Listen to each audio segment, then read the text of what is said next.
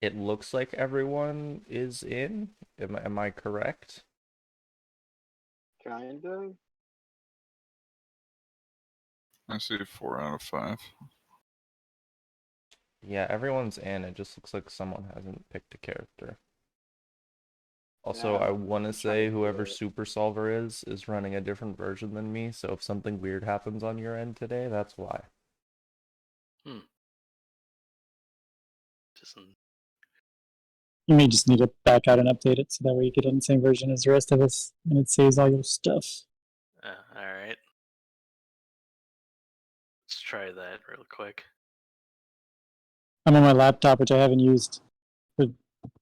I've used it once for Fantasy Grounds, and so whenever I try to update it on the hotel's Wi-Fi, it was a slow process. I'm glad I gave myself 40 minutes to do that.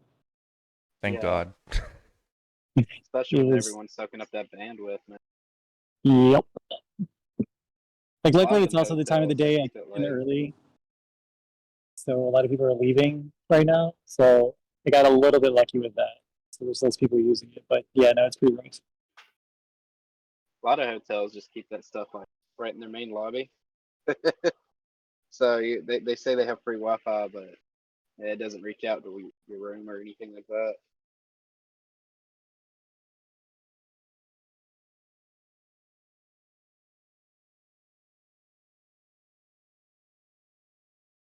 Does it say I have to update my Fantasy Grounds? Because I've clicked update already, ran it through the course, but I think my computer's just No, lagging out. I don't know if it does it on your guys' end, but on my end, when someone joins, if they're running a different version, it'll show my version, and then it'll show that whoever the quote-unquote client is running a different version. Okay.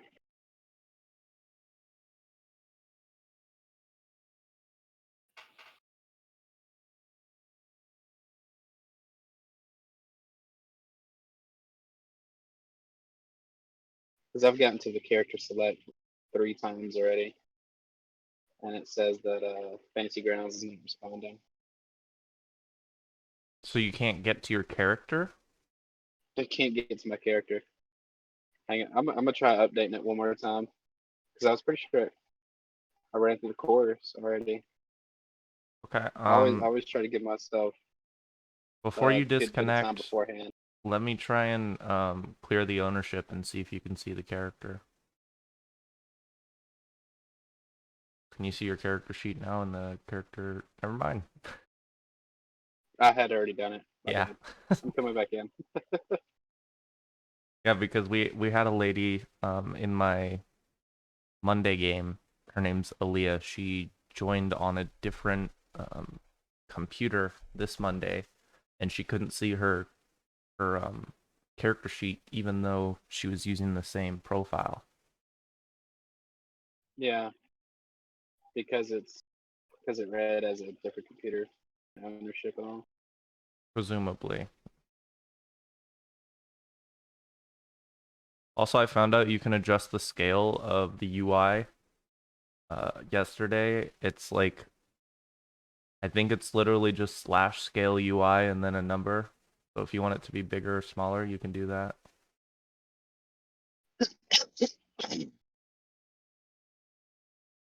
I heard multiple people using 4K monitors that doing like slash scale UI 150 was pretty good, but I tried that on my not 4K monitor and it just ruined everything.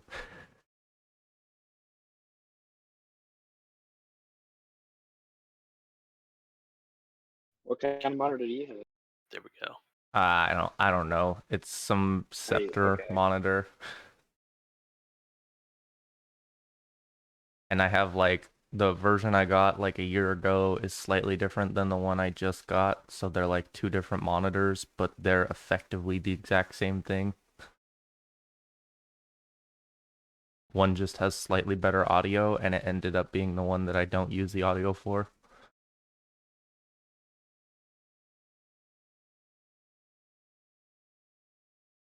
Okay, what about now, Cody? Can you see your character? Still loading in. Just give me a second. I've been loading in for a little bit now. Um, I think I'm gonna have to go ahead and just fork up the money to get a SSD put in this thing because I already have. I'm only down to like 83 megabytes of memory.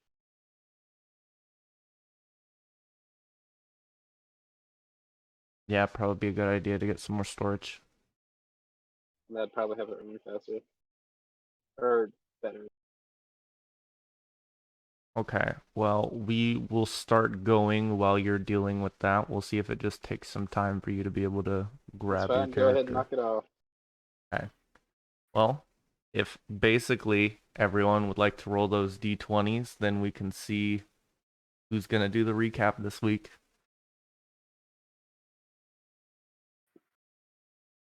And nuts. Are you able to do that part, Cody? Trying.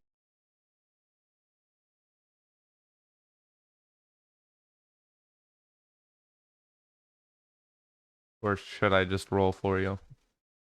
Just roll for me. Okay. Cody got an 8. This would happen the week I don't have my real computer to have my notes. But last week, He did it last week. Never mind. we got a lot of people angry at us. It started whenever we split the group up. Half of us went to not the library. We went to the academy, and we talked to the guy, and it was more of a school than the kind of academy we were looking for. So that group kind of didn't get too much information there. And then the other half of our party kind of searched around town, wasn't able to pick up too much information. They did get some rumors about not the Underdark, the crime people in the city that hang out at the feedback. And then I think it was Denton. Was it Denton who got hit on by the It was chick? Crotus. Cronus, yeah. But yeah, got hit on. Said, maybe next time. And then that night we got, well, I guess it was the next morning we got woken up to go handle a goblin infestation in a house where the goblin had killed the husband. And it was hiding in the bedroom floor. And we killed the goblin, brought that to the sheriff, or the sheriff met us there because there was a ruckus. And then after the goblin ruckus was taken care of, we kind of floundered around town a little bit. Then we were like, well, maybe we should go see about the chick that tried to tell us that there was a big dog that needed to be dealt with. And her father was rather terse with us. And then we found out from the sheriff that it's because his daughter's kind of a hussy. And we tried to apologize to the merchant guy, and he really wasn't having too much of that. I think that was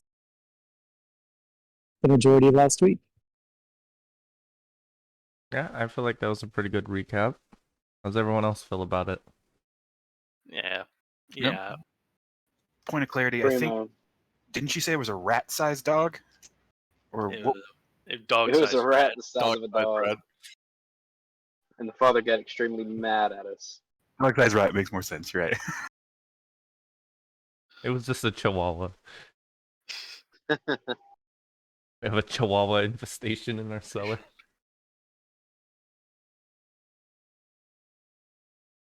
Okay, well, you know what? It was good enough recap. Everyone seemed to appreciate it. You have the reroll for the day. Woohoo! I'll let you know if I use it.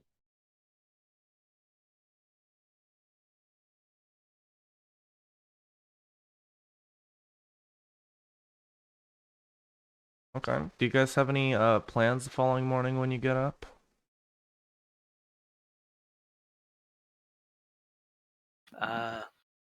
Nope. Aldeck's just gonna go through his go through his ritual of waking up, putting his armor on, and say, sitting at the bar downstairs waiting for breakfast. Yeah, I think we were just gonna continue to be in town like the sheriff asked us. If we had anything set in stone. Try not to piss people off is what I think we ended up with. Yeah, I think that was the plan. I seem to remember some kind of conversation along that line.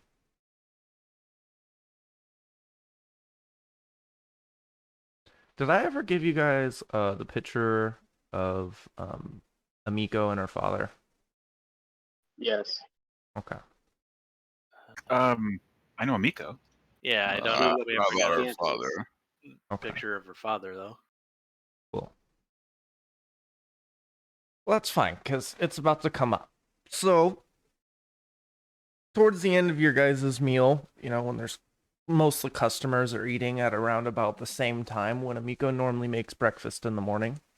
I think you guys see someone come in who very clearly is Amiko's father. Turns out if there's only a few Oriental people in town, there's a decent chance that they're related. And if the appearance didn't make it obvious, as soon as he busts in the door, knocking it down with his cane that he's leaning on as he walks forward, he yells out, "Amiko, Sandpoint isn't safe for us anymore. The guard can't protect us from the goblins. We're moving back to Magnamar.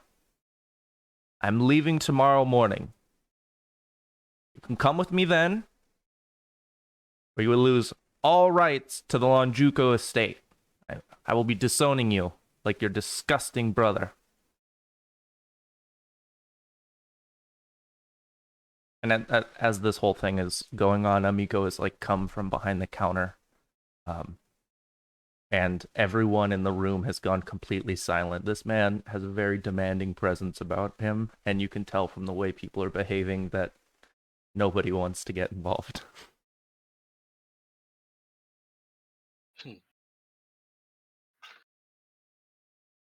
And she comes out, and you hear her say something very quickly in a language that none of you understand.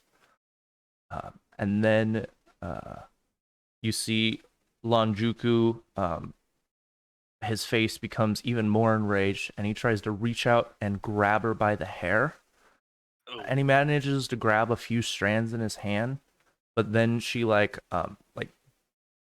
backhands his arm, kind of pulls it away from him, and then she brains him with her ladle that she's carrying.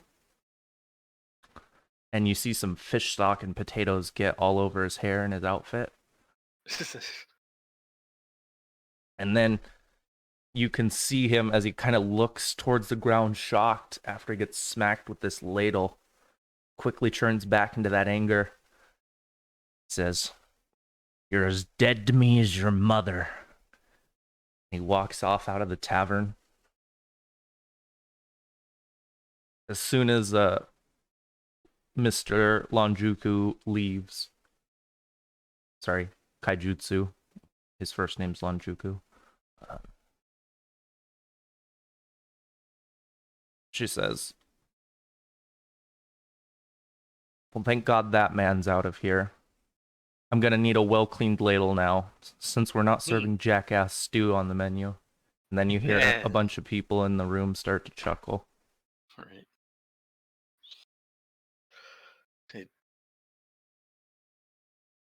So just so I make sure I heard everything right. First he said, "You'll be as dead as your disgusting brother," and then he said, "You're dead to me as your mom," and now he's disowned her?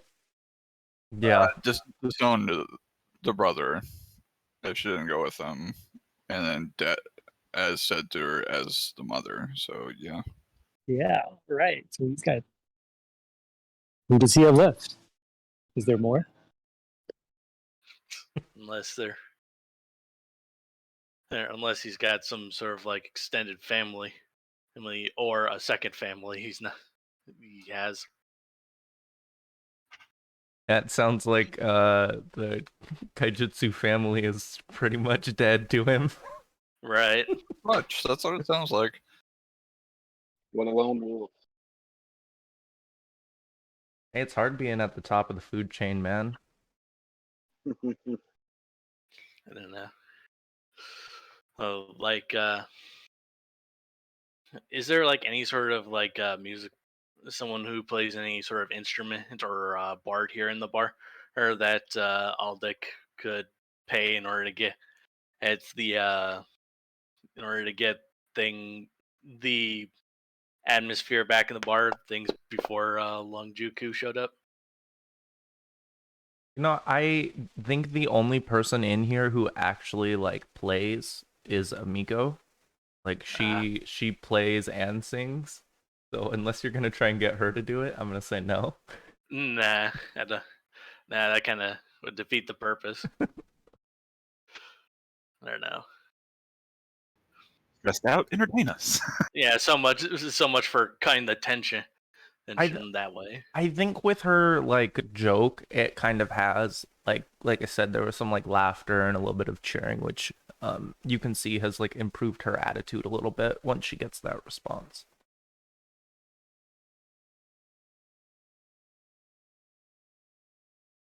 All right. So Aldeck is gonna see if he can wave down Amiko. They go to ask her some questions a little more subtly out of the ears out of the earshot of the other patrons, and he just wants to ask Miss Kaijutsu, pardon me for my forwardness, but uh, are you gonna be all right? Is that man gonna potentially come back and bother you any bit? I have a feeling my father won't be coming back anytime soon. He's not one who just says words without carrying any weight behind them. I'm sure he'll be in Magnamar by tomorrow evening. Hmm. Uh, well, well then, if you're certain about that, but just offering my services, if you feel like now I'm certain you're a capable young lady, but if you feel the need need to find if you need someone who might let me recollect my thoughts. If you would, if you'd like someone, if you'd like some help, or think you need someone to protect your bar or during the night, I'd be more than happy to offer my services. Thank you very much, Mr. Bronhorn. If I need any assistance, I'll let you know post haste. All right.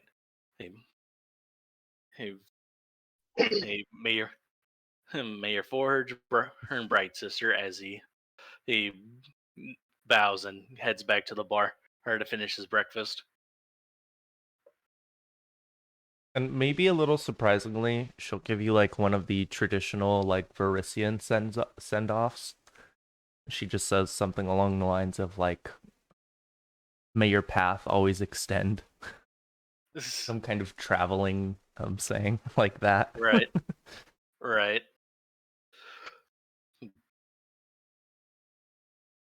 All right.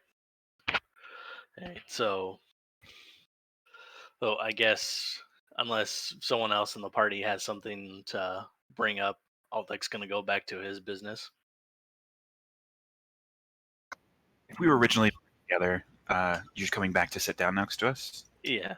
then yeah, I think Denton would chime in like, "Wow, you're pretty brave. I don't know if I would have butt in on a family squabble like that." Mm. I've hmm, yeah, I normally wouldn't do it myself. I prefer to keep my nose out of business like that, but I don't know. I just felt I just felt like I needed to say something or offer something to the nice lady who has been boarding us and feeding us this entire week. Sure, you're a paladin through and through. Well, don't know about that. I'm just a simple dwarf has who likes to get a job done. And, but I appreciate the sentiment, even if it is true. Speaking of jobs, should we go around town, maybe increase our reputation? Do odd jobs or help people? That would probably be good. But Do we know anything else about the Longjiku legacy dynasty? Like, is that a important thing around town? Yeah, they're one of the bigger families. And sorry, Lonjuku is the father's name. The actual family name is Kaijutsu. Jutsu. So at the table, I guess I'll ask around. A lot of us are from Magnamar. Does anyone know the Kaijutsu family? So if you guys want to give me knowledge locals, I can give you some information. There's some basic stuff I'll give you guys anyways, but I can give you more if you roll high enough. Trying to knowledge level.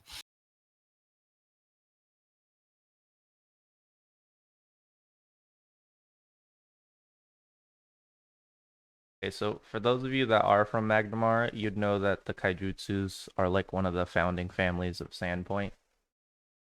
And so they're like a pretty big deal. What I will give Rakis is that you know that the reason they're so big is because they actually brought over crafts, their family did, from over in Tianji. They're glass workers by trade. So Lonjuku, he runs the glasswork shop in town with a bunch of his employees. And it's one of the main like attractions of Sandpoint, with the exception of it being one of the few stops along the Varisian coast if you're leaving Magnamar. So him leaving Sandpoint would potentially be a loss of tourism and revenue for the city? Well, I mean, unless he's taking all of his employees, no, but it definitely means that, like, you know, the most important person within that building will be gone. Okay. So, Oh yeah, I guess I wasn't sure if he was taking the whole thing with him since they couldn't save them, or if he was just taking a family. yeah, probably Gotcha. leave the business here, but definitely there would be, like, a drop in quality and direction. So the Kaijutsus own the Rusty Dragon and Glass Shop? No, Amiko specifically owns the Rusty Dragon. That's her own thing. Oh, okay. She was actually an adventurer for about a year. She went around traveling Varisia with a group, and she came back and set up. She bought the Rusty Dragon in from its previous owner.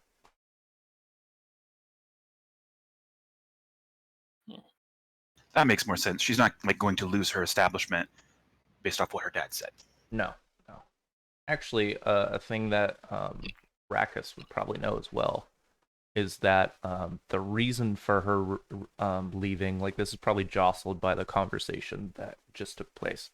The reason for her leaving is actually related to her brother and her father. Basically, a while ago,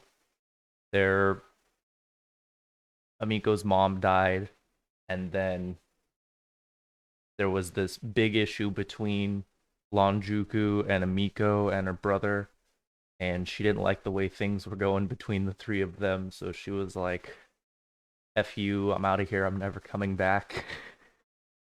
And then she went out, became an adventurer, and came back a year later when she could, like, buy her own property. So when he said you're as dead to me as your mother, he literally meant that her mother was dead. Yeah. She's fucked up. Is his thing on the map?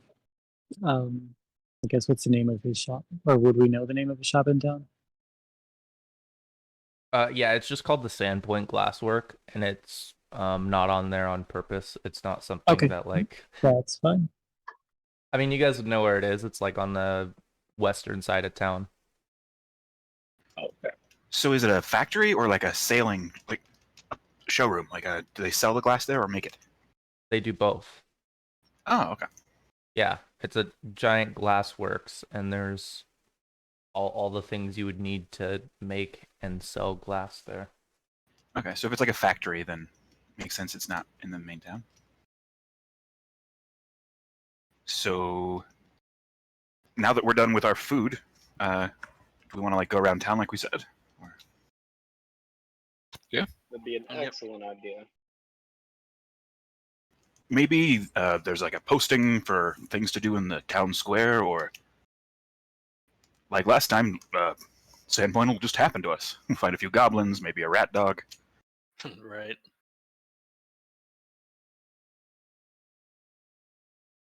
About what time of day would it be? Just early morning? Yeah, yeah. Yeah, all that stuff just unfolded in front of us. Sweet.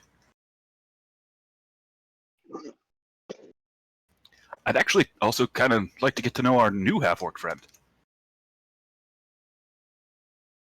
Mhm. So, Crotus, Yes. what originally brought you to Sandpoint? You're now one of the heroes. Well, during the initial goblin attack, I was hired to defend the area. Wait, you're getting paid for this? We've gotten some meals, but Maybe on the down low. good thing. All right, remind us to ask the sheriff maybe if there's some extra slush money in the old Sandpoint fund. So do you normally just go to towns and murk for people? Mercenary is on my job title. Well, I'm glad to have you on our side. It's good to be on your side.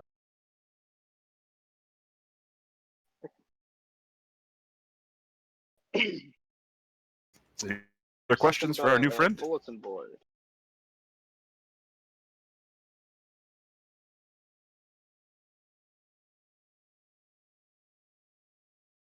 And I guess we'll just leave the Rusty Dragon and try to find a posting, a bulletin board, like we were saying.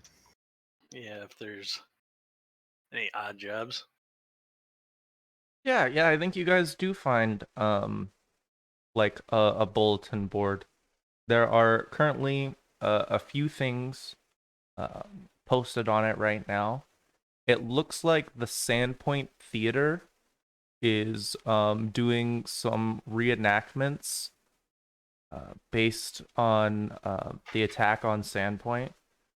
There's a play called called Heroes of Sandpoint, A Tale of Lost Love, and they're looking for actors. There is also a posting by a man named Davrin Hosk over at the Goblin Squash Stables, which is right next to the Red Dragon, and he's offering 5 gold apiece for each pair of goblin ears you bring him. And then the last one isn't a posting for a job, but it's actually like an advertisement for some kind of like seer lady. And it just says Nishka Mavatu's House of Herodex. Ishka Was- Gavaktu's house. Was that in common? Jeez. That's her name.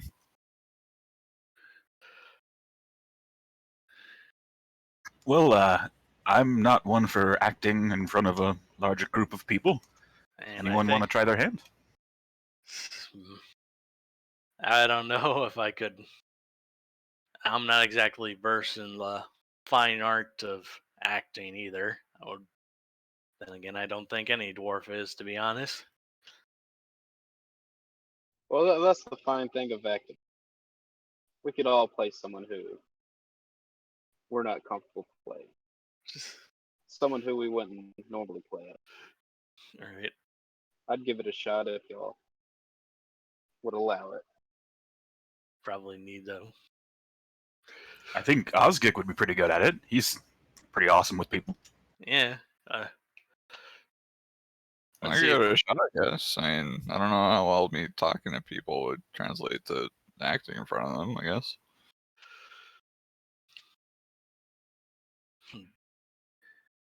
Hey, what about Denton or Crotis? Because maybe they'd be good actors. I'm pretty good at attending plays, but as far as it goes to speaking in front of people, not very charismatic, if you know what I mean. And half orc pleasing other people. What a laugh. It wouldn't. There are stranger things in this world, Yeah, like goblins that hide in closets. right? Don't know your calling until you try. Um, You already give up before you attempt. well, I don't think there's there's going to be any goblin ears left in the city, provided it's been 5 days since the attack. I was speaking of the acting. Right? So many of you are saying that you can't act, but have any of you attempted? I have not. I just don't know how I'll translate. Like, I could talk to people, but acting is different from my understanding. It is something that your soul may pick up that you are not aware of.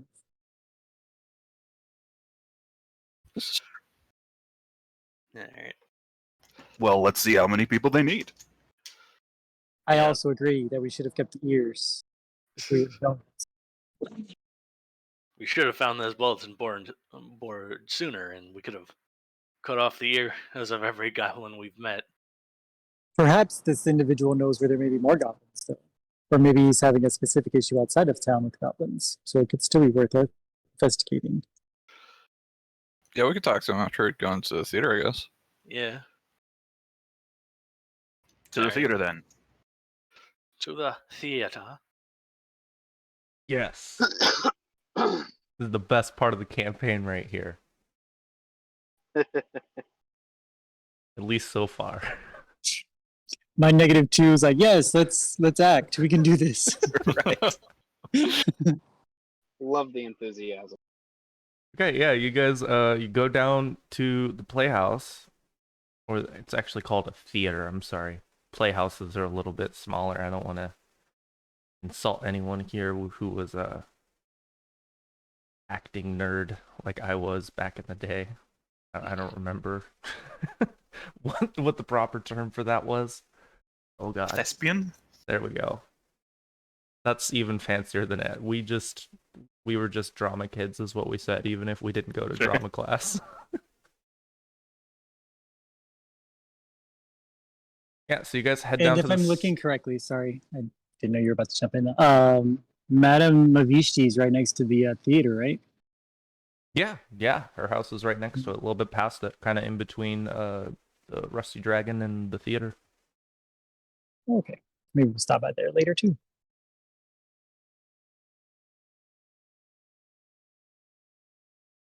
Okay, yeah, you guys go to the Sandpoint Theater, and you walk up to this building. It's actually a pretty nice, like,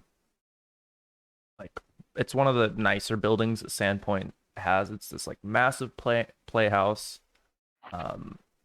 that, like, you guys would I feel like everyone from Magnamar would know about this place, at least a little bit, because the Sandpoint Theater is like one of the most impressive theaters in Varisia. It's like one of the bigger features of Sandpoint. And it even competes with the playhouses in Magnamar, even though, like, as you guys will see when you get in, it's not apparent immediately as to why. Like, the budget of this place is much less, and the quality of the rooms around it, like the room you go into, is much lower. And when you come in, you see that there are a bunch of people, like, preparing a stage, and then a few of them acting out scenes on the stage, all being directed by a man in the front row of seats, kind of just basically doing call outs to different actors and kind of directing the cast.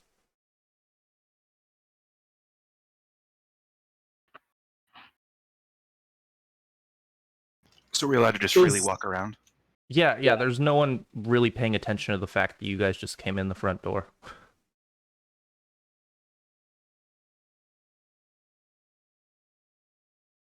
I guess I'll go up and talk to him. I was probably just gonna sit down and wait because that's me. But yeah, no, short person, go talk. Okay. As you approach the man, I think he's like very nonchalantly when you approach him, he kind of looks over and he's like, "Ah, if it isn't one of the heroes of Sandpoint, I was hoping a few of you would end up coming by. We haven't seen so many of you here that thus far." And he extends his hand out to you. He's like, "Psychic Dracus. I'm the proprietor of this here theater." Get Curse run. And I shake his hand. How can I help you? We saw your posting about acting, and a couple of us wanted to see what this was about. Oh, this is a truly momentous occasion. We've already gotten a few of you into the play, and I would love to try and get the rest of you in here to act your parts from the attack on Sandpoint. Eh, It's a. I guess he should have realized this looking at the title, but even then, Aldeck is kind of surprised at the idea of someone making a play about him. Um, Well, I don't know if anyone could uh, do Aldeck justice other than Aldeck himself. So, oh, mind if I get and try give and this acting thing two shakes? He says to the director. Yeah, Psychic, he looks over at you and he's like, no, this is exactly what we were looking for. We didn't want to apply any pressure on any of you, so we were waiting for you to slowly show up to the theater. We figured you'd all end up here eventually, seeing as there's few postings in town. All right. Aldeck originally wasn't down for this, but now he kind of wants to do it since it's about him. Um, all right. Let me take a look at the script here and see if I can do this. Well, we've intentionally left pieces of this out to see if we could talk to some of the heroes of Sandpoint. There's filler for it, for which we would apply just based on what we've heard throughout town. But it would do an incredible amount for this play if we could see all of you in action in some capacity.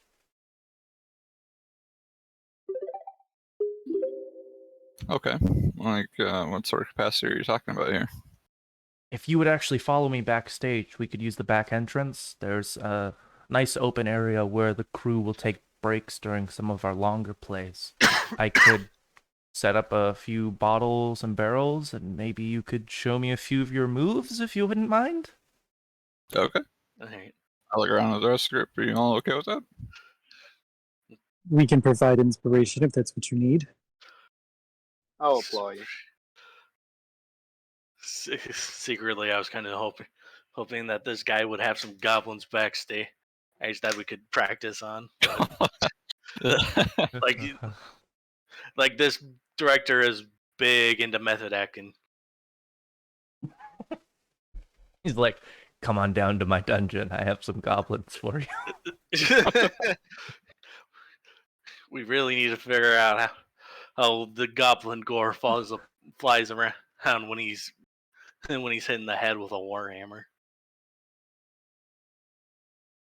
Okay, and he takes you backstage, and out the back entrance, and like he said, there's this like kind of there's this slightly bigger than normal back alley, and you see him move a few smaller barrels and boxes, and then a handful of like empty glass bottles, all of them like wine or champagne bottles that he moves over onto different platforms, and he kind of just steps away with like a little bow and is like, now if you wouldn't mind, please show me what you got.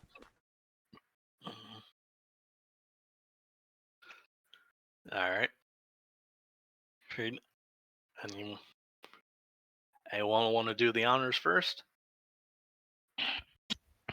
Why not? I step back a few steps, shake my hands out a little bit, and then I cast magic missile at one of the bottles. Okay. And we see the bottles explode. And you immediately get, I'm not going to do it very loud, but you get very loud, like, quick applause from Psychic.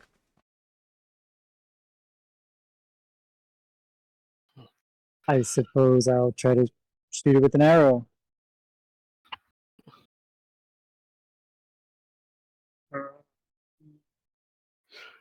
Okay, Yes, and but- it flies over there. It's fairly impressive. Sorry, I was looking for the thingy button. There. I didn't roll a 1, so hopefully I hit it. Yeah, no, this is just supposed to be like an abstract concept of how good you're showing off, so that's perfect. Yeah.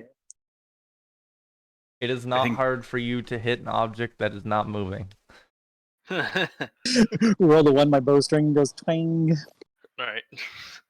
Your arrow flies into the peanut gallery. There you go. All right. Aldec's gonna saunter up to an appropriate sized barrel and try and smash the glass bottle down with his warhammer. But like as you see him about to take his first swing, he kind of stops, nudges the bottle a little bit to the left with his warhammer, and then swings down. But did you hit it in the head? Oh damn!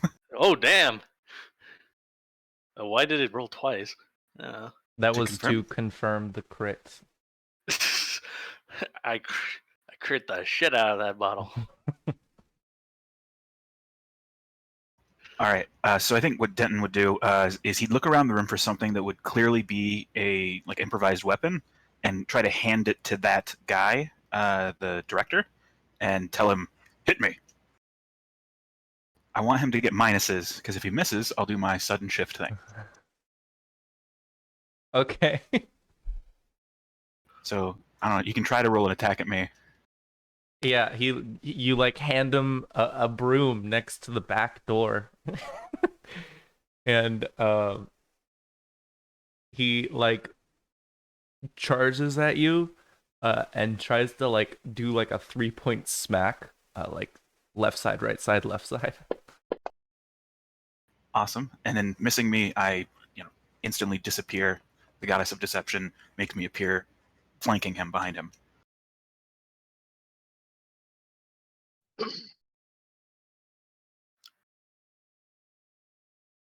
I'll tap him on the shoulder. That was very impressive. Unfortunately, I didn't exactly get to see all of it, so it will be very hard to recreate. Can you do it again? He like tries handing the broom off to whoever's closest. I guess. Go ahead. Osgik, would you like to do the honors? He might be proficient with broom, though. Hey. Sure, I'll pick up the broom that's probably larger than my character and swing it at him. I can do this all day. You know what I never thought of until just now? So like obviously like small size races have different size clothes, right? Yeah. But they don't sell like small sized brooms at the store, right? I think they would, actually. Hand brooms, I suppose. Yeah, I was gonna say just a hand broom. You just saw it off halfway. It's the same thing. It's fine. This is fine. It's fine.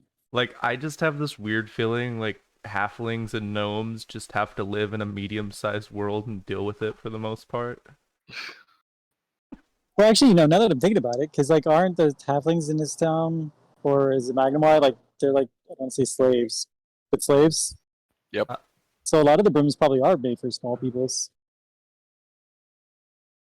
They probably The have to- reason there are a lot of halflings in Varissia is because they are slaves down in Cheliax, and this used to be a colony of them. So a bunch of their slaves were brought over, and because of its proximity and being a quote-unquote free country now, a lot of the escaped slaves end up in countries adjacent, including Varissia.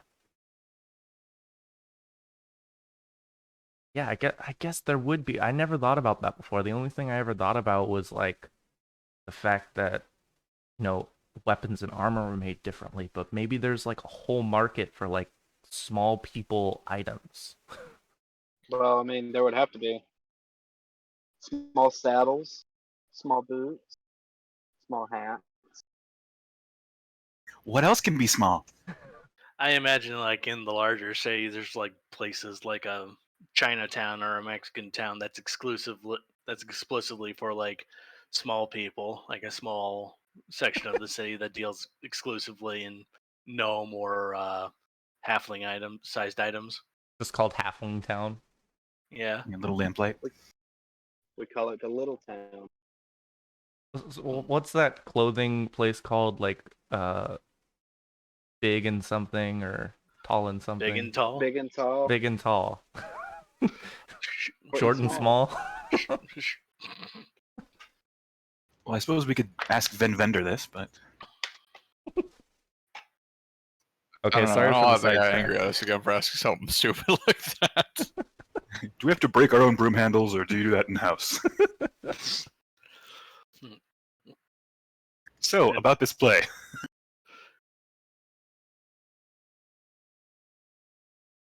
Crotus, show them your stuff. Show them my stuff.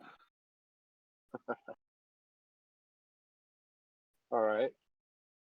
Yeah, what I'll pull my what skill is Falchion out. Crotus gonna show off that he used for the Battle of Sandpoint?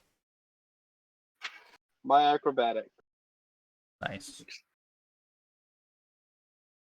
I do a backflip and draw my weapon. Let's see it. And that would be The very top of the skills tab. yeah. No, I There we was go. thinking about which box to click. Hey, Just yeah, you guys 17. see this guy do a fucking backflip and draw his weapon. Lands with his Sucked. falchion out. I'm gonna clap. Yeah.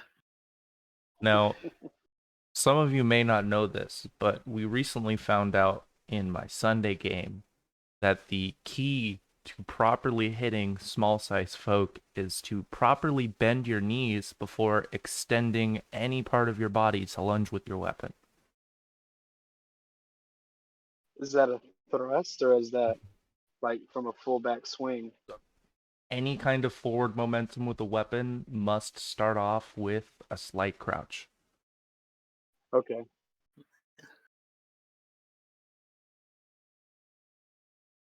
Okay, and then after your guys's like show of your various talents, Mr. Dracus will like step forward now that there's no potential, there's no chance for him to get hit, and he says, "This is perfect. We can incorporate all of this into the play. Obviously, some of you won't be able to exactly use your skills one for one. For example, we won't have any sharpened weapons or anything as heavy as," and then he starts gesturing towards some of your guys' bigger weapons.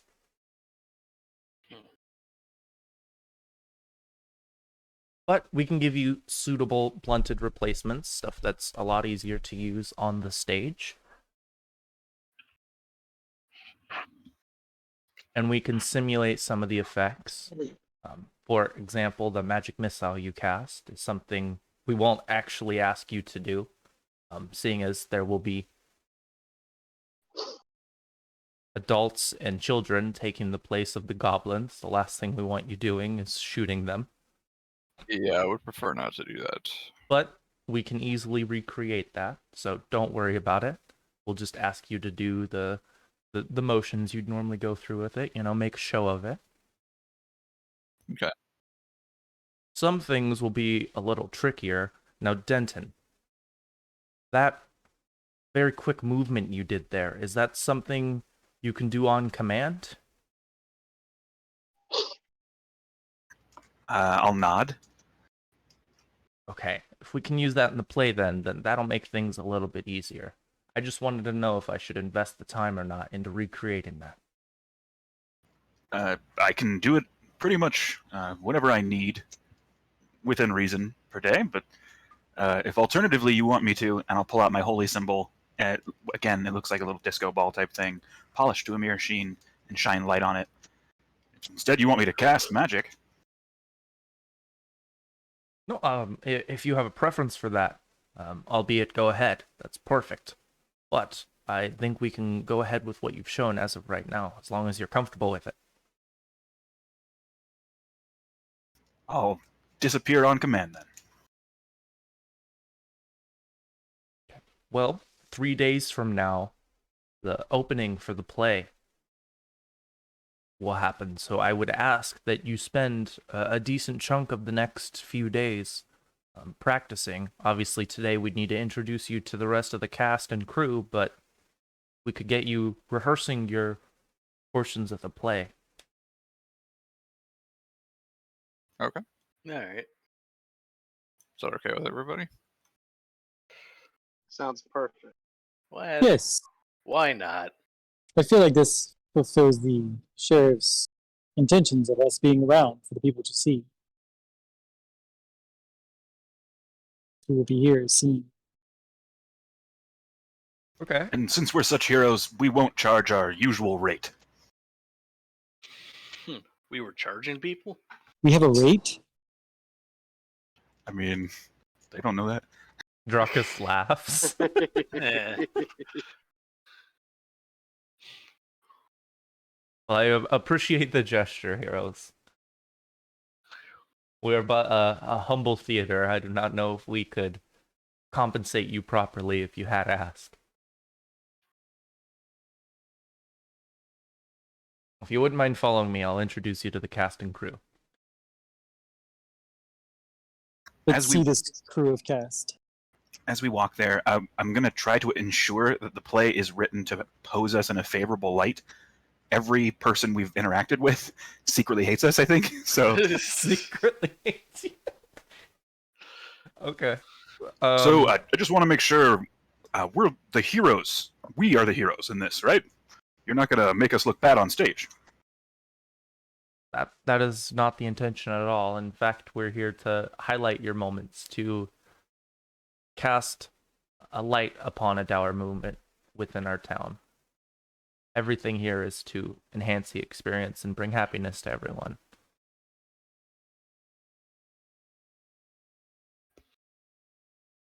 And he can like totally like give you a copy as he's going around introducing everyone. There's a bunch of people, so I'm not gonna like introduce you to everybody, but there's like 40 different people in the crew and cast.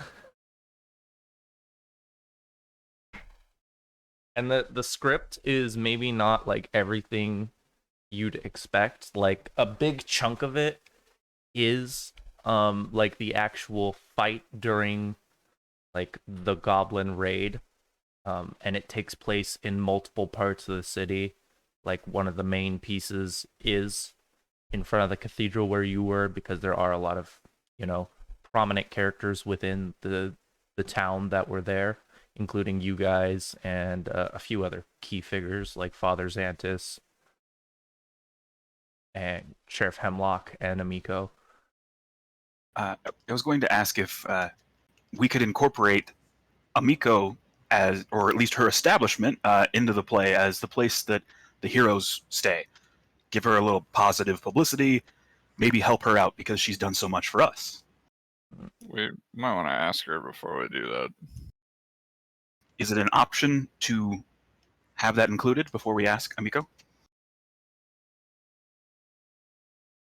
If we got the permission of Amico, I could definitely incorporate it into the play.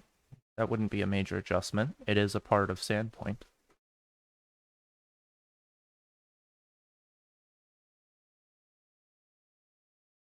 So, do we need to roll to practice or something? We're just gonna Um, spend the rest of the day trying. No, I was actually going to give you a little bit more about the story. So it does have a big focus on like a bunch of major characters throughout the city, including you guys. But there are other heroes of Sandpoint that you would probably meet here. There are a total of like 8 of you, so like the 5 of you and then 3 others. And then it also incorporates the like story of like a love triangle between 2 of the heroes of Sandpoint and like a lady within the town. And there's like a big emphasis on that, and that's probably why it's called Heroes of Sandpoint: A Tale of Lost Love. Got it. Do we see the other heroes here? Yeah, I think you do.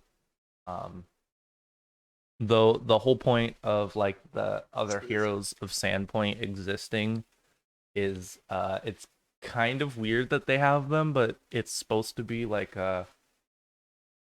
if characters need to be replaced, then there are other heroes of Sandpoint that the players could play as type thing.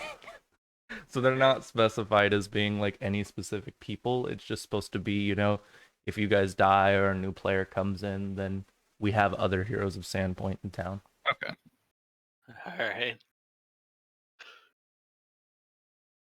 But yeah, you guys would be able to rehearse, and I'm pretty sure no one here has performed.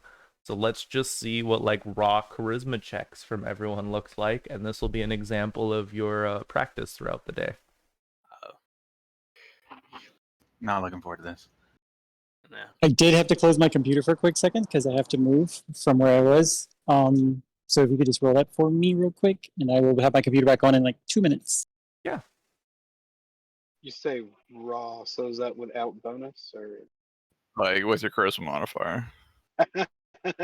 That's Now what though? that's unfortunately pretty accurate for the half work.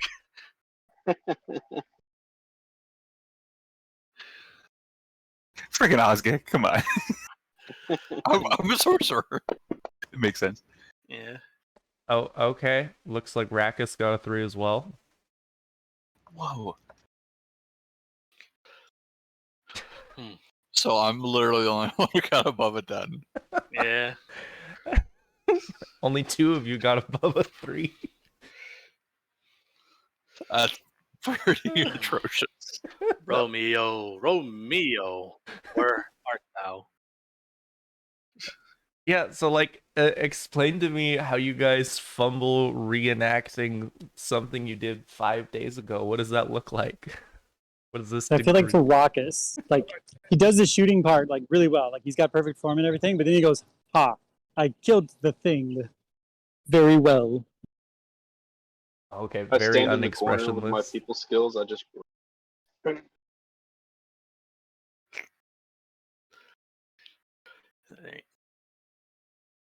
It seems like Osgit kind of nailed it though. His lines. Yeah. I imagine Aldec is going through his lines. He's about to do some sort of war cry, and his voice just cracks at the peak. Hey, we're torn! And he's like quickly shuts up. Good thing these are warm-ups. They're just practices. We're getting ready for the play. All right.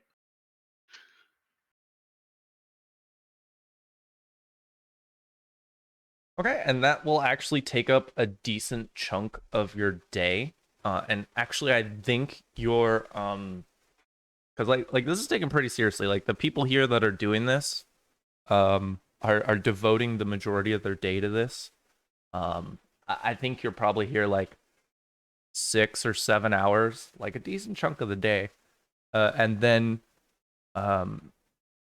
the sheriff actually comes in through the back of the stage and tells all of you that he needs you to come to the mayor's office. Ooh.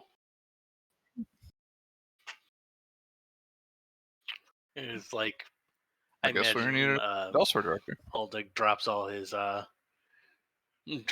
play gear unceremoniously, grabs his real gear, and then follows the sheriff. And I Yeah. think he's like very he's very like polite about his like his interruption. Like he apologizes. He says there's just some like minor business that the mayor would like to like officially talk with the heroes of Sandpoint and introduce herself and just discuss a few minor matters. Like he's trying to be as cordial about it as he can, realizing that he's like interrupting something.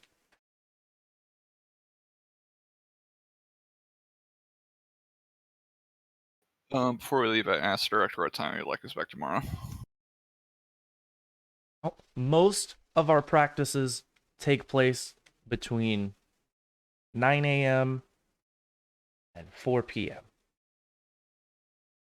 Okay, we'll be back here on time then. Figured after all those rolls, he'd just tell us not to come back. I mean, you guys aren't actors. He's not expecting you to be good. He just wasn't expecting you to be that bad.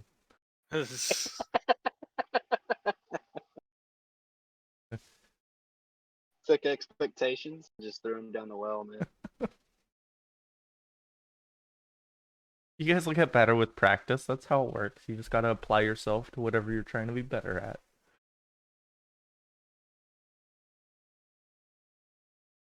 And I think as you guys are walking towards the town hall, that's where the mayor works. He's saying, he just starts talking to you guys. Once again, trying to keep the volume down. He's not a very loud person, but he's like intentionally being a little bit quieter as you guys are walking through the street. He says, I think I have a little bit of news that would interest you. We're gonna go do a little bit of a meeting down in the town hall. I don't know how many of you have been up there yet, but that's where the mayor has her office. It's up on the second floor. I'll introduce all of you, assuming I need to. And there's a woman there who I'm going to wait until you see her before we speak about her. But she's important is the big thing, and she has some news about the goblin attacks. Alright. And you can see after he says that, he kind of like does a like over the shoulder kind of check as you're walking through town, just to make sure no one's like eavesdropping. And I think by the time this is all explained, you guys are like in the town hall, because it's not that far away. So he like opens up the door to the mayor's office after you climb up the stairs. And how many of you actually have been to the town hall? I think we've seen it when we've gone to the garrison. I don't think anyone else actually been to the town hall. Wait, no, didn't we come here last session because we went to his office and he clinked off his chainmail after he was done? That was in the Is garrison. that the town Yeah. hall? Oh, that was or the garrison? sheriff's Okay. office? Yeah. I thought, Yeah, the But no, I sheriff's don't believe office it's is in the true. garrison. It's actually adjacent to the holding cell. Yeah, so you go into the town hall. It's one of the other big buildings in town. This is like primarily a communal place, like the lower floor is, where it's just meant for like bigger events, like official events for the town. Not like parties or anything, but if there needs to be something along the lines of like an official meeting, it would happen up there. And then on the second floor, there are a few offices. One of them for which you go up to, and it's the mayor's office. I'll give you a picture of this lady. Basically, Sheriff Hemlock, he opens up the door, letting you walk in, and you see a couple women in there, actually. You see this half-elf lady, and then the picture of the mayor that I just shared with you, and they're both mulling over a few maps that are laid out over the sheriff's office.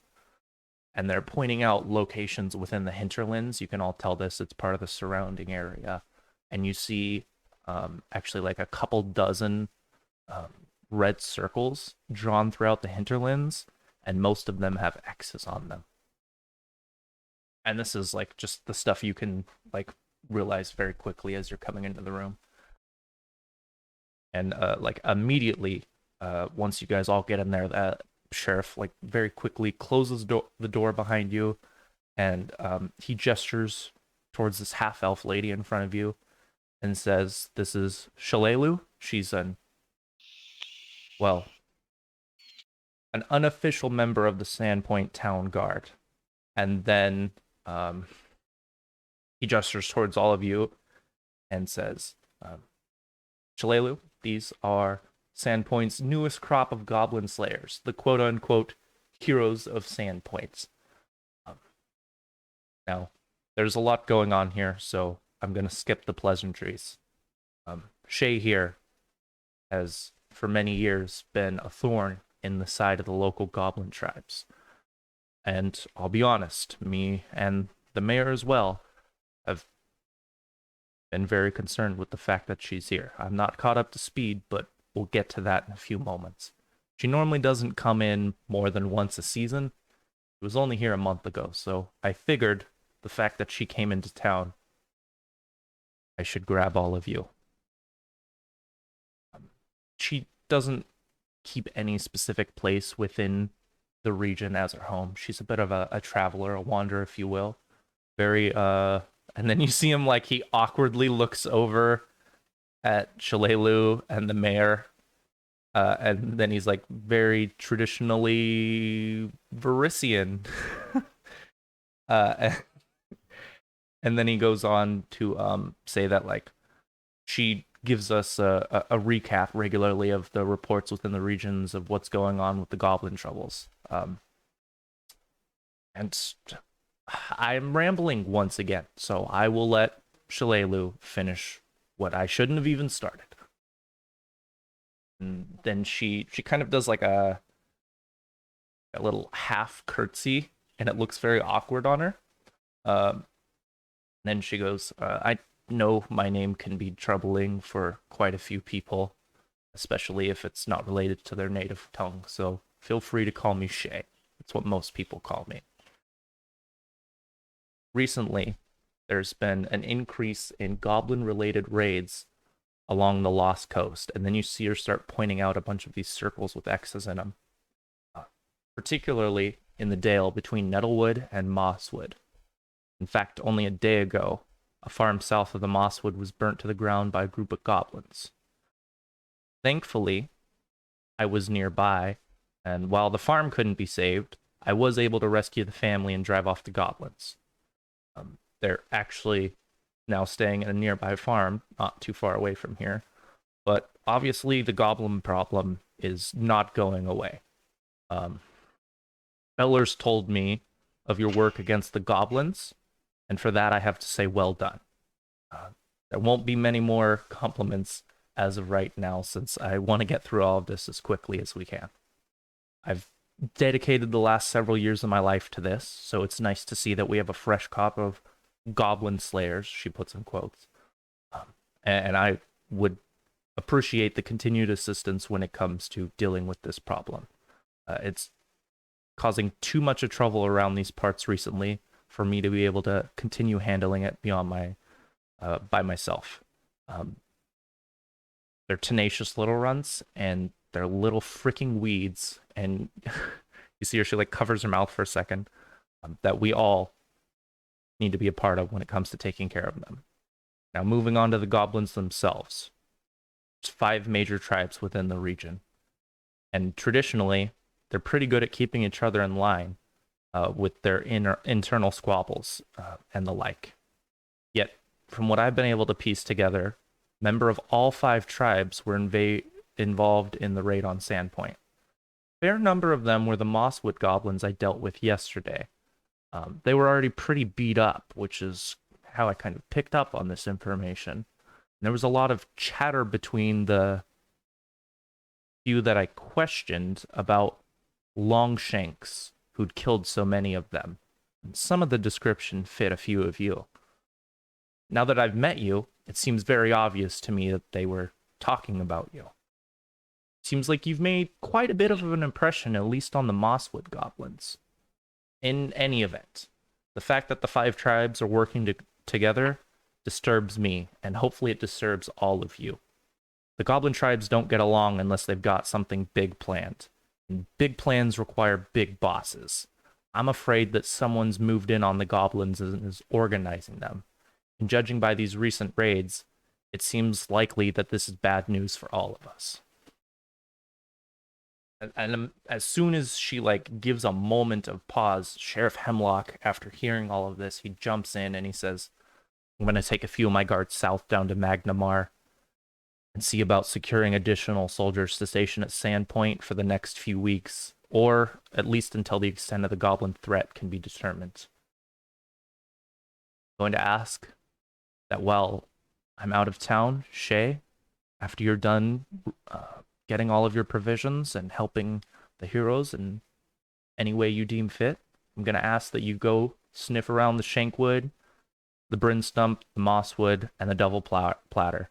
And honestly, any other place where there are goblins around here that you know of. Just find anything you can about what's going on and report back as soon as is necessary. And as for the 5 of you, I'll let the other 3 know, but I would like you to maintain your public presence, at least for the next few days, if you don't mind. The locals, well, not having taken to you as much as I would have expected, I think your presence is helping in some capacity, so I think it would help avoid some of the worries still bubbling within town if you stuck around a little bit longer. We can continue doing that. Something else we have planned being at the theater for the next couple of days. It should be fairly open and easily accessible for people to see. Hey. Yes, besides my own commitments as well, all keeping me here, I have no problem staying here in Sandpoint, making sure that the goblin problem is taken care of for certain. That's something that should be brought to everybody's attention. We really need to take care of that. Cody, you seem pretty quiet today. Can you turn your volume up like a bunch? I thought I had it turned up pretty good bit. You hear me It's- good now? Yeah, it's better now. Sorry. I think I just wasn't talking into the mic clearly enough. Yeah, Denton was pretty confident learning all this information, but the second Oz get put up or mentioned the play, I think his mind went blank, realizing that we're so bad, he just witnessed the rehearsal. He's going to start to sweat profusely and then let the sheriff and them know that there is a play, of course, here in a couple of days, but if you have other more important things to do, feel free, not to attend. Keep in mind, we're heroes, not actors. He'll put his hand behind his head and kind of scratch his head. My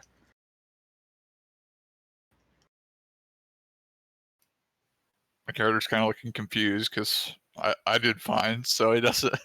He figured you guys did fine too because he wasn't paying attention. He's paying more attention to what he was doing than what other people were doing. Our performance will be excellent. I don't understand your reticence.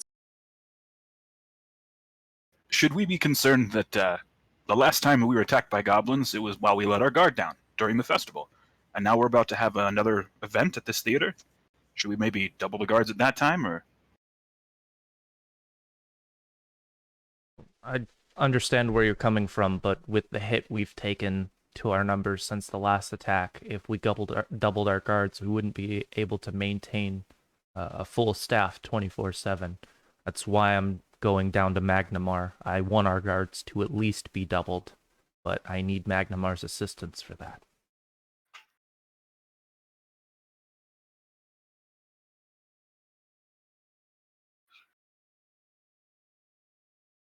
Well, we can keep our equipment close with us, on top of the props if we can, All right. just in case.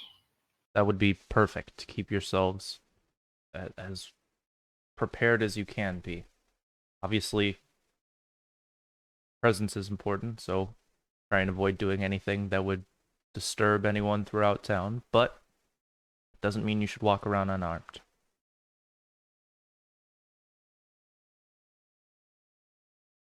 Of course. Of course. Now. Now, ladies, gentlemen, I apologize, but I must get going. And the sheriff quickly, speedily walks out of the office.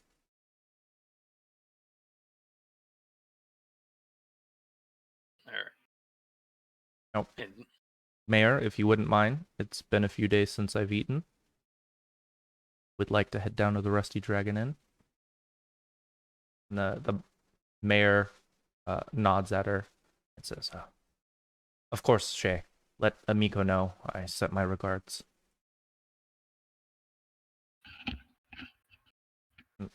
If you all wouldn't mind coming with me, I would be happy to answer any questions, and I have a few for you myself. mhm. Did I go with everybody else? Yeah, Lead the way. lead the way, Lady Mayor. Oh, that was definitely Shalelu who was asking that. She's going down to Oh, the inn. Shalelu. Yeah. All right. Or Shay, whatever you prefer.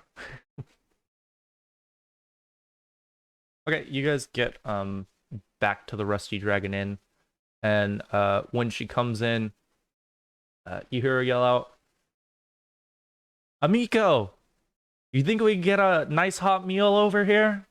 And then Amiko, very quickly, you hear multiple pots and pans and plates fall somewhere back in the kitchen, and then you see her zip around the corner very quickly, and she yells out "Shay, I wasn't expecting you for at least a few more months." And then you see the realization come onto her face that that's not a good thing. And she comes over quickly and she's like, "No, of course I can get you all a meal. Just give me a little bit of time. If we have the ability to, please, we need to catch up later." Goes back to the kitchen.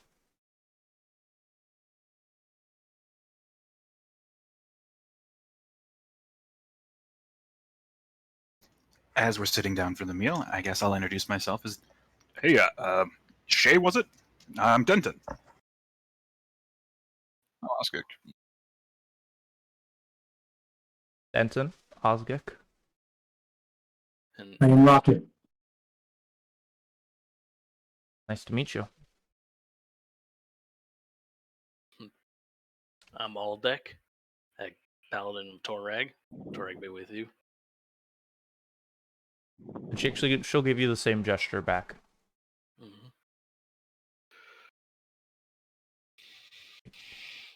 Now, I had so much information I had to provide the sheriff, and even more so to the mayor. I didn't get very many details on the raid. If you wouldn't mind, I'd love to hear all of your point of views. In return, I can give you plenty of information of the goblin variety if I need it to entice you. All right. I'd give her a Sure, run. sure. I give her a rundown of my point of view from the attack.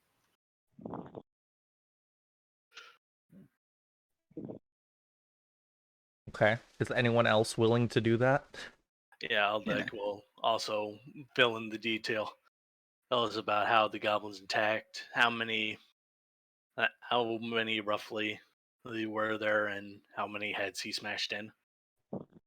I would ask if she talked to the one that the sheriff has prisoner that we turned over to him. Yeah, no, she definitely didn't even know that there was a goblin prisoner. Okay, I guess then I'll let them know, or her know, that they came over that wall specifically. We were able to interrogate a goblin that hid and killed the father of a young boy and hid in his closet.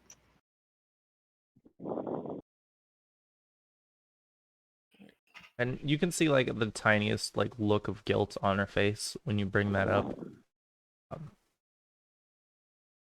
And she says, goblin raids, one of this size, we haven't seen in my lifetime, albeit not a long one, but still, it's very troubling. What kind of information would you like me to provide you with when it comes to these goblins? I have a plethora of knowledge when it comes to the individual tribes. If you want to know something of their heroes, that is something else I can provide. Information about the hero goblin hounds would probably be good. He says heroes with big finger quotation marks. Well, goblin heroes. Obviously, that Right. doesn't mean same thing to them that it does to us. Right. As most of you probably know, goblins generally live short, violent lives, and when it comes to these heroes, it's unusual for them to exist. A single goblin rarely achieves anything worthy of note, but once it's been earned, they gain the title of hero. Currently, there are 6 of them within the region that enjoy that status. There's Big Gut Mutt. He's an unusually muscular and tall goblin. I've even heard a few people with reports of him being a very small hobgoblin, though, some of the less level-headed people are prone to exaggeration. He's from over in the Mosswood. Thank the gods I didn't see him at the farmer's home. I don't think I would have been able to save them if that was the case. The rumor is he had a hobgoblin for a mother and a wild boar for a father, but you know how goblins can be. A teeny bit of exaggeration. There's also Corvius. He was a champion of the Seven-Tooth tribe, known for his short temper and the prized possession he had. He had a long sword the size for a human that he stubbornly used, despite the fact that it was definitely too large for him to wield it. I personally never saw him use it, but there are multiple accounts that I've been able to pull from a few different goblins. He disappeared several months ago after supposedly discovering some secret hideout in a cave along some cliffs along the coast. I'm sure he's died since his lack of any mention post-discovery of this secret hideout. But the Seven-Tooth Goblins are convinced that he's still out there. Whether alive or not is the question. Some of them seem to reference him being a ghost or some kind of haunt. And a few of them have even talked about him trying to murder any goblin who discovers this mysterious hideout. So I'm inclined to believe Big Gut Mutt has a hobgoblin mother before I'm inclined to believe that Corvius is a ghost. So, not the craziest thing I've heard. There's Vorka. He's probably going to be your favorite goblin champion if you're able to stomach saying that. He's a notorious goblin cannibal who lives over in the Brine Stump Marsh, and the hero title is mostly to goblins of other tribes than the Licktoad tribe for which he belongs to.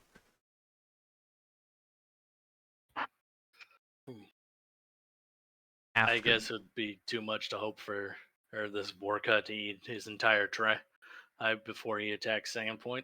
He says, chuckling to himself.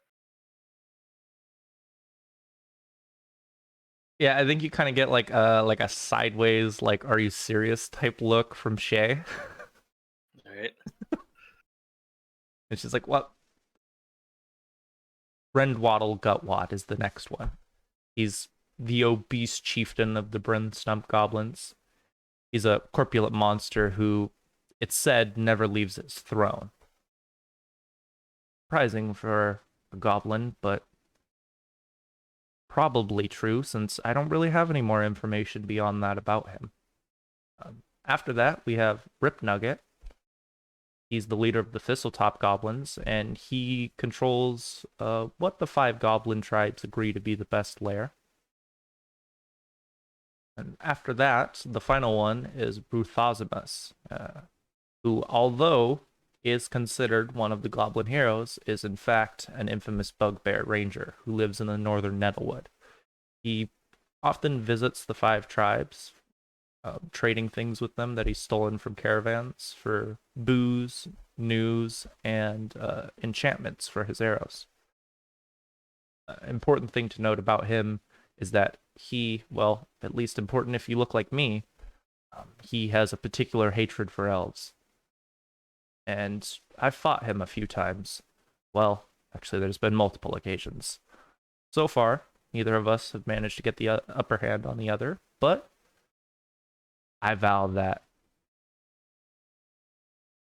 he'll be the first to fall in this private war.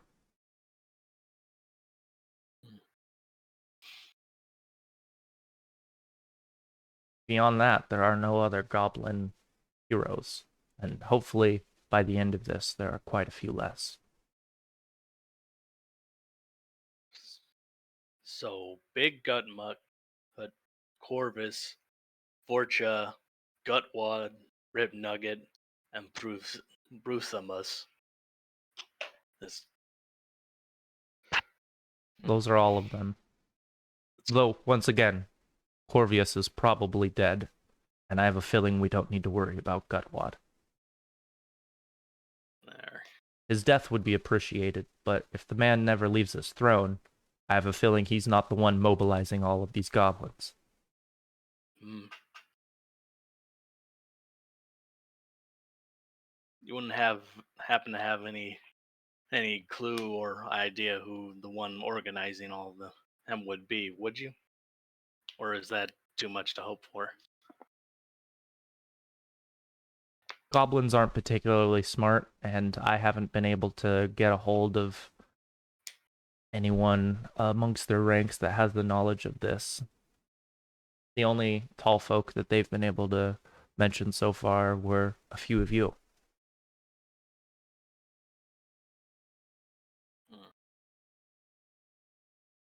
Not particularly smart, and the goblins are pretty good, generally speaking, about keeping information out of the ears of most of the people working below them. So, even though I am very thorough in my lines of questioning, it's quite often not worth doing. Most goblins don't know much beyond what they've seen, at least in the ranks of these tribes.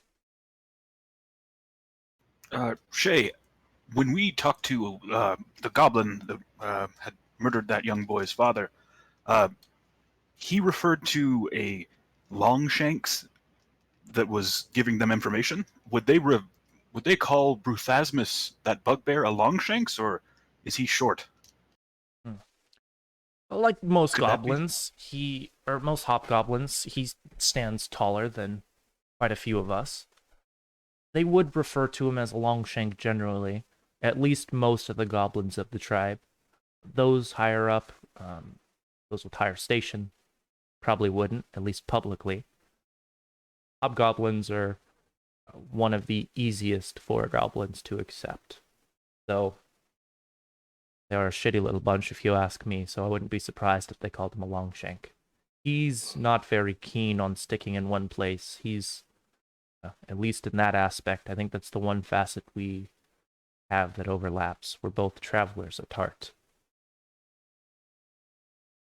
Seems odd to call essentially a super goblin, for lack of a better term, a derogatory term used by goblins. But what do I know?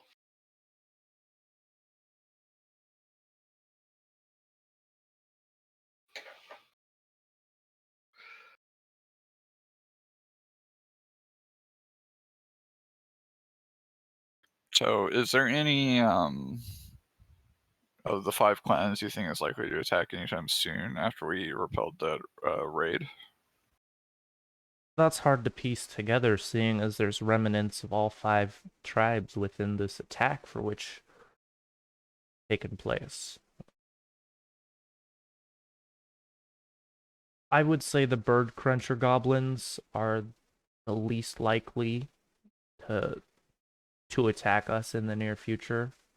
They're all along the western edge of the Devil's Platter, although they're traditionally the least aggressive of the 5 tribes, which is why I'm inclined to believe they wouldn't. Obviously, some of them have. And a similar vibe with the Licktoad goblins to the south.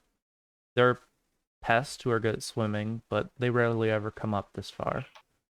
The Seven Tooths, on the other hand, they're over in the Shank Woods. I wouldn't be surprised if it was them. I'm inclined to not believe that any one of the tribes would really be able to lead the rest. This is not something you normally see within a goblin hierarchy. Traditionally, if there's a unification of 2 or more tribes, then that means some kind of outside force is exerting their will upon them. I wouldn't be surprised if most or all of the tribes are either subservient via force or not truly understanding who's leading them. I can see that. I would put my money either on the Seven-Tooth Goblins. They have a tendency to raid very close to sand points.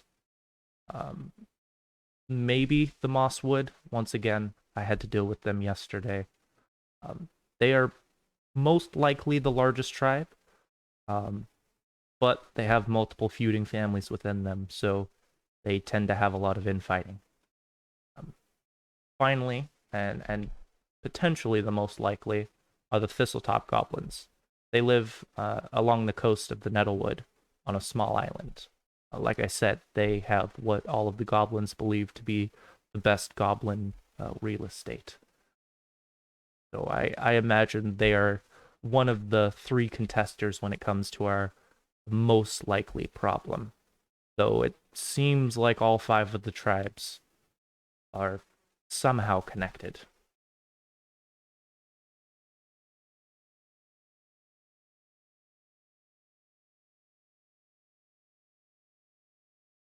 And which is the one that you vowed to take out first?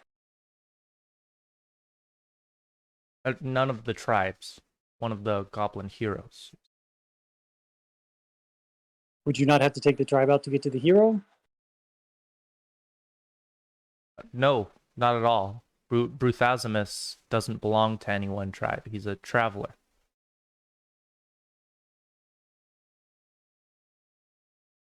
And would you be able to take this hero by yourself? So far, it hasn't happened in any of our scuffles, but I know I will one day. And I believe that day is coming soon.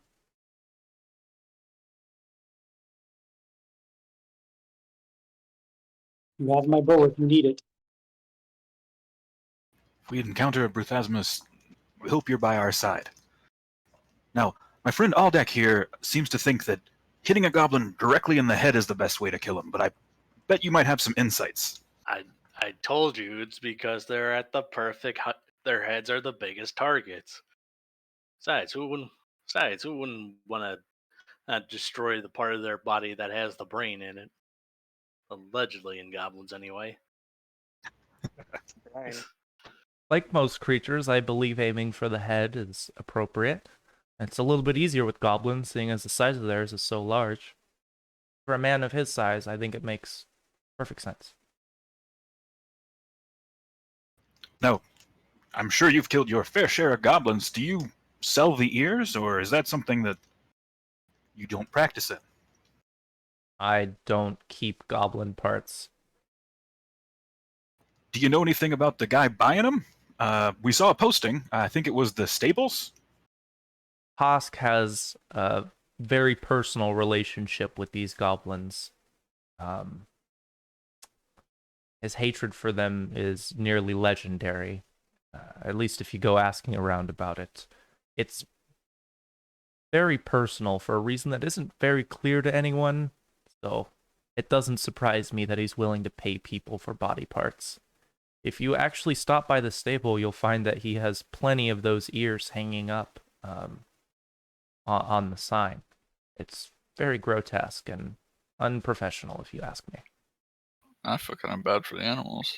Good lord, it's got to stink.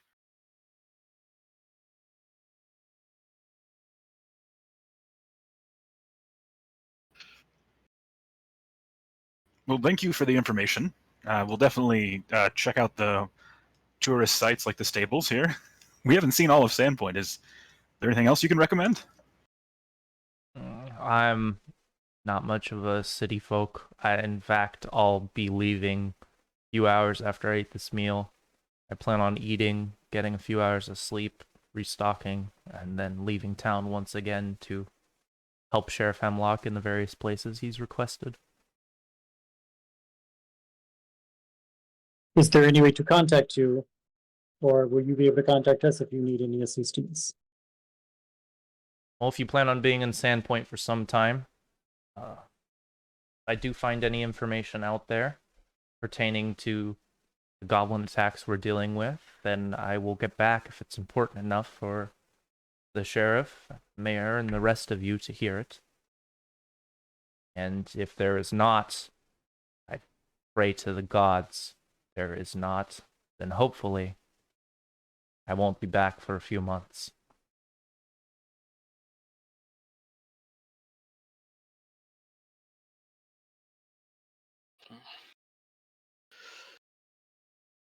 I just have one more question, and I don't know if it's necessarily related to anything, but have you ever heard of goblins raiding tombs before?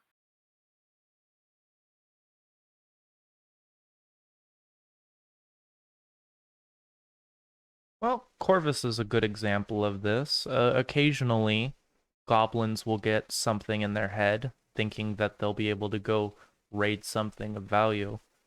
I imagine he went into some kind of bear cave and got himself killed. That's a good example, but I've never heard of them tomb raiding for anything beyond shiny bits. So not say a long deceased human body. The mayor told me about this. It seems very odd. It's been bugging me ever since we investigated that tomb and found our associate here. He said, as pointing to Crotus. It seems very odd that a body of a highly respected individual would go missing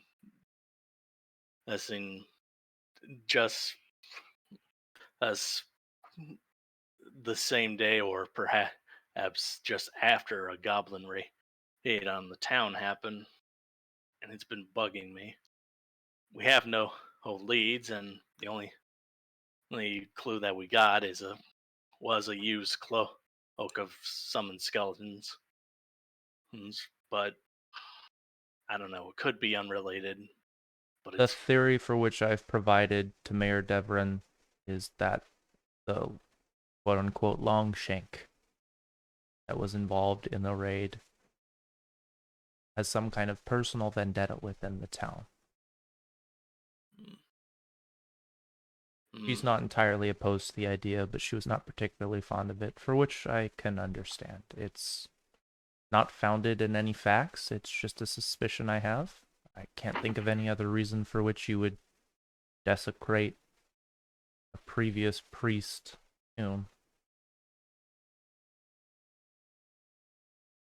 yeah. Aldec just kind of ponders on as he looks around the table to see if they have any more questions. I suppose while we're asking random questions, is the Sandpoint Devil actually a thing? Oh yes. You've hunted, I'm sure, many a beast. Is this something that you've seen evidence of? Now, while I have hunted multiple creatures, my primary occupation has been Goblin Slayer, unless you ask the sheriff, for which it is Sandpoint Guard, with unofficial in quotes. How much of the horse schlock have you heard from people around here about all the aforementioned creature? Just tales that it happens near the coast primarily. No one seems to give me seems to tell us a definitive story about the thing other than it goes by the coast and it happens to pull people into the ocean, if I'm remembering correctly.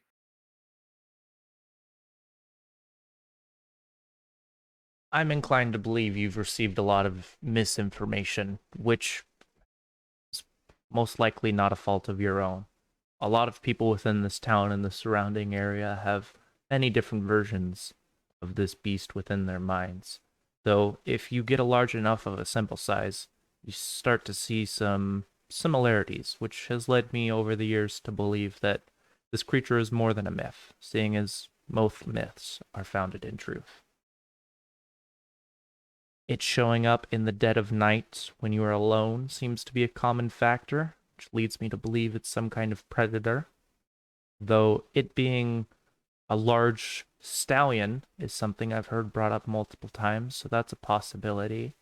And demonic taint seems to be a common factor when it comes to this creature's description. So I'm inclined to believe it's something along the lines of some kind of abomination of some kind, a mutated beast, potentially even a were creature of some variety that's tainted a large animal. But I would disregard the dragging into the water you speak of. It seems to be a very fast creature that moves across lands at unsightly speeds. Hmm.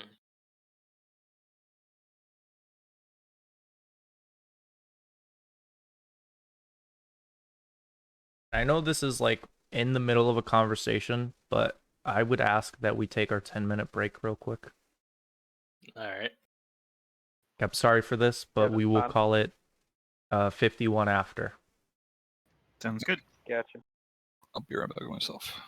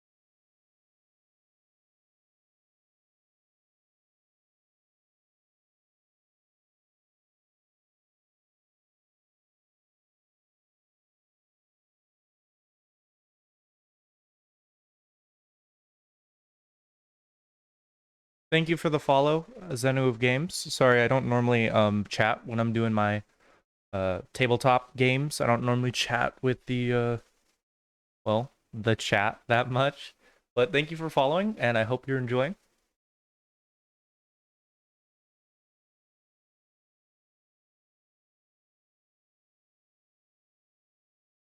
I don't know what DDO is. For a second, I thought it was DDR. I was thinking Dance Dance Revolution.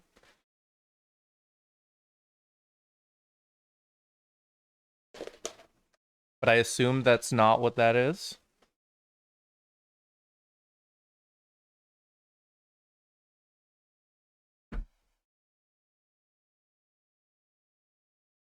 Oh, okay. Yeah, few D&D games I've tried playing I'm not a fan of. Like, I like actually playing like 5th edition D&D, but I can't get behind any of their video games. Okay. Well, I'm going to try and talk with everyone in here, make sure we're all up to date. But thank you for tuning in, and I hope you're enjoying it so far. I am back. Guess who's back? Back again. Sorry for like the abrupt break. I needed to use the restroom for like 15 minutes, and I was like, okay, I can't wait any longer. I mean, we're almost at the halfway mark anyway, so it's a pretty good time.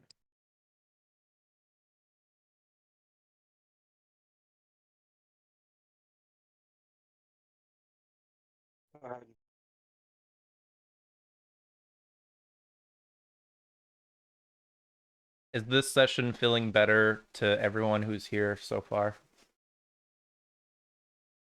See. More fluid. Feel like.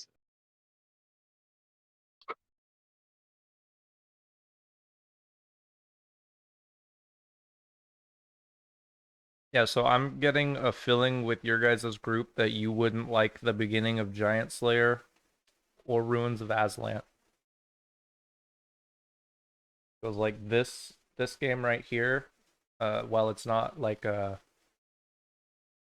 it's like events that you can get throughout town, right? They're not like specifically, they're not all like go from point A to point B type things. The other ones are like mysteries, so they do have that, but they're a lot less straightforward. So I'm convinced it would be kind of hard to run the first portion of both those books with this group.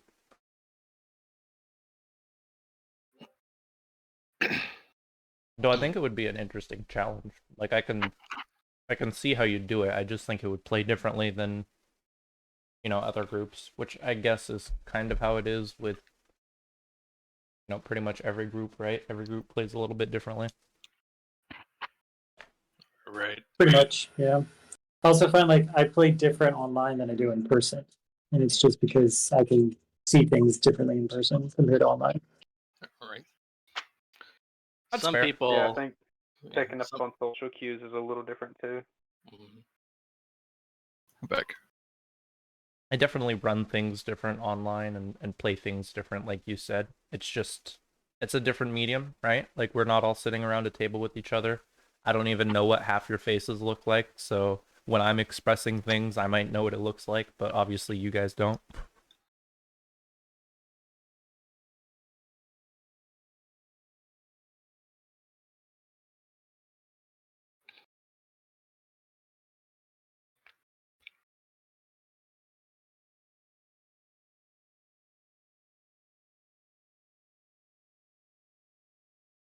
I was actually running Ruins of Aslant a few months ago. I think it might have been on Sundays as well.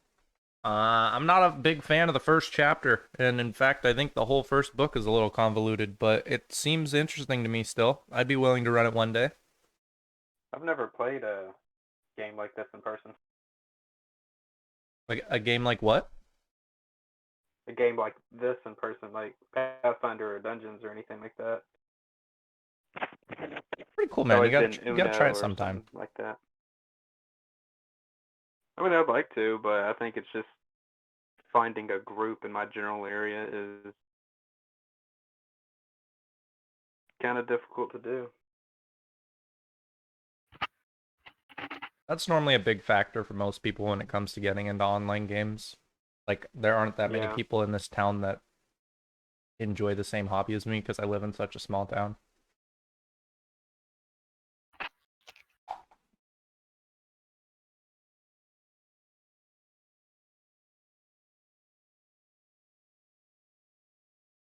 I think we have everyone back, so we can like start up again.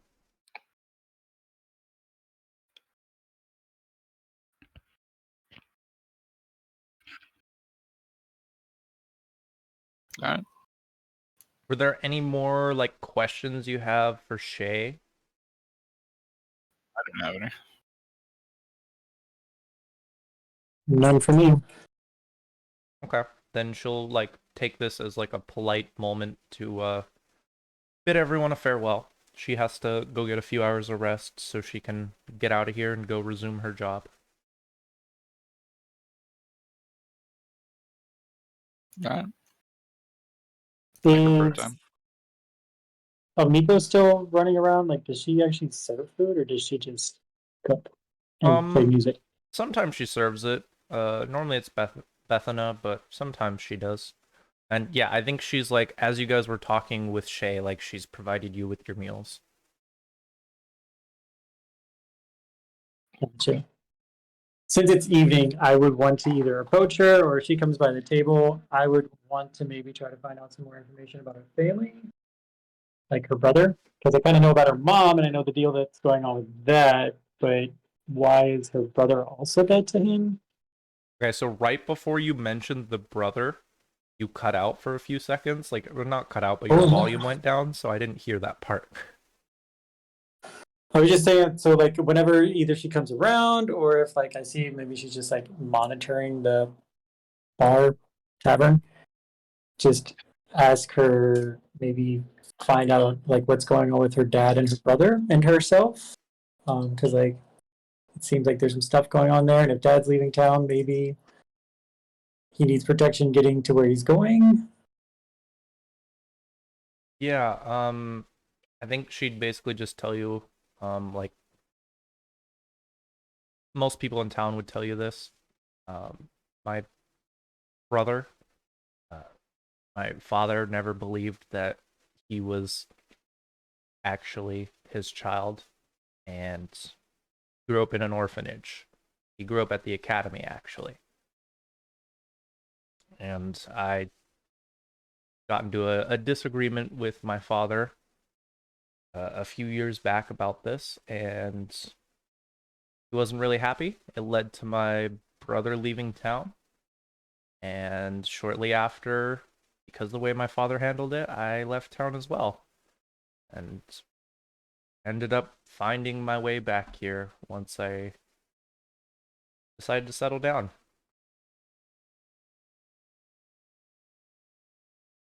Families can be difficult, even if they think they mean well. And then sometimes they don't mean well. But families can be difficult. Thank you for sharing this with me. If I didn't, someone else would have.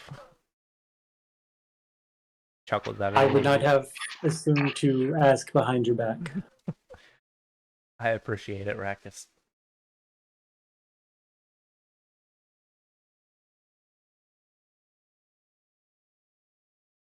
Okay, and then unless you guys have like something else you want to do after dinner, like we can just call that for like the day. I don't have anything else. Nope. Nah, not me. Nope, I'm good. Good to go.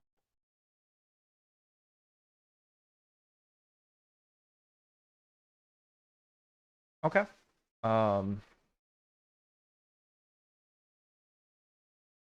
The next morning when you guys come out of your room, you see Bethana, the older lady who works for Amico. She comes up to you guys, very obviously like upset, and she asks that like you come into the back, talk with her. She has something private that she wants to talk to you about, not in front of any of the customers. All right. Mhm. I woke up earlier this morning, and I noticed that Amiko hadn't started breakfast. She normally wakes up a little bit before me and starts cooking, since that's her main thing, and I mostly serve and clean the rooms, which I can't do until the customers are up after they've started eating breakfast. And this is extremely uncommon. This is the first time I can remember this ever happening. So I was very worried. I went and knocked on Amiko's door, but didn't get a response. I'm ashamed to say this, but against my better judgment, I entered Amiko's room, and I found it empty. Her bed looked like she hadn't slept in it last night. Worse, I found a crumpled piece of parchment near the bed, a note from Amiko's older brother, Pseudo. And then she hands a note to one of you. I'd reach out and grab it. Okay. And you can see that it's written in a language that you don't know. And Bethna says, "This is Amiko's family's native tongue. She's been teaching me how to read it over the last few years. And though it'll be a little rough, I can translate it for you, albeit very slowly." If you wouldn't mind, it would be appreciated. As she comes over to the side of you, and she slowly going across it with her finger, kind of pronouncing the words in kind of a somewhat awkward fashion when it comes to some of the more complicated words. In bold, it says, "Hello, sis. I hope this letter finds you well and with some free time on your hands, because we've got something of a problem. It's to do with Father.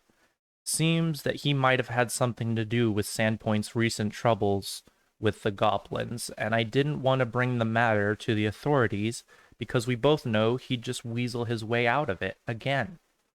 You've got some pool here in the town, though. If you can meet me at the glassworks at midnight tonight, maybe we can figure out how to make sure he faces the punishment he deserves. Knock twice, and then 3 times more, and then once more at the delivery entrance, and I'll let you in. In any case, I don't have to impress upon you the delicate nature of this request. If news gets out, you know the local rubes wouldn't assume that you and I were in on the whole thing too, don't you think? They're going to say that we have no honor at all, just like the people around these parts. I still don't understand how you can stand here anyways.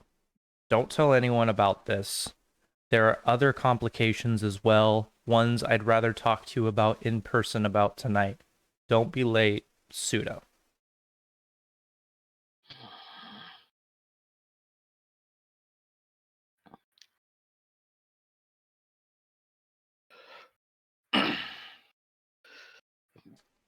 Can you pack us food to go?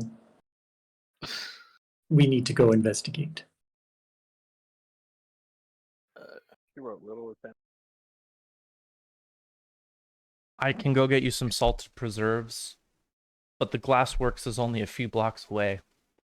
Yeah. Which gives us enough time to eat these salted preserves on the way. You don't want to fight on an empty stomach. Oh, okay, give me a few minutes. Alright. Also gives me time to actually, put my armor and stuff on. What's the breakfast with armor on? Oh, we should probably send a note to or a runner to the sheriff also. Unless you think we should keep this discreet. Isn't the sheriff out of town now? Yep. Oh, wise point. Yeah. Before we run off, should we look at her room ourselves? Or I am not opposed to this. We have a few minutes until she returns with food. let's invade some privacy? I think I'll stay out here. Yeah, I think I'll wait for Bethana to come back. Yeah, I'll be downstairs. I'm too bulky to be walking around. When you guys go to Amiko's room. It's locked.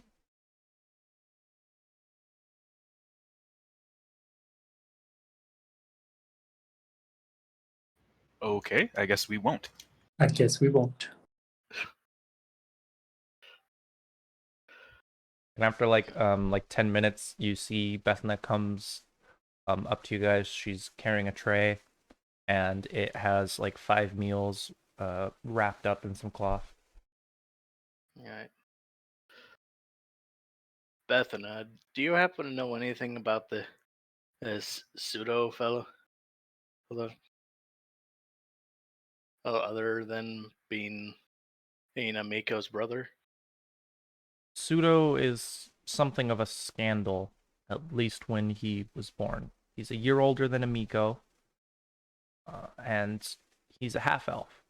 And you see with like big eyes and a somewhat like sagely voice, she says like, neither of Amiko's parents are elves, so it was obvious that old Lonjuku wasn't the boy's father, and his rage, for which you've only seen a taste of, was in full force at the discovery that his wife was doing something very clearly scandalous, and it was the talk of the town for months.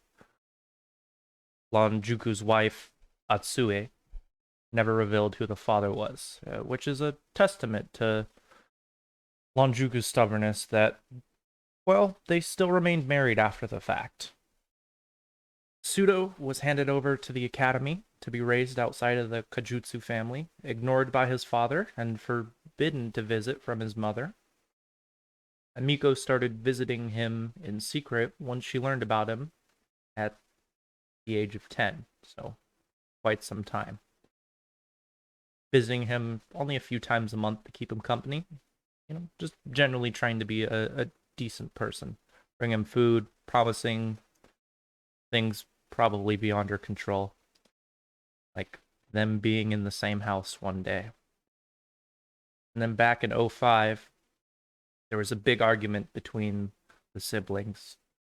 I don't know what the argument was about, but whatever it was the catalyst for Amiko leaving Sandpoint for a year.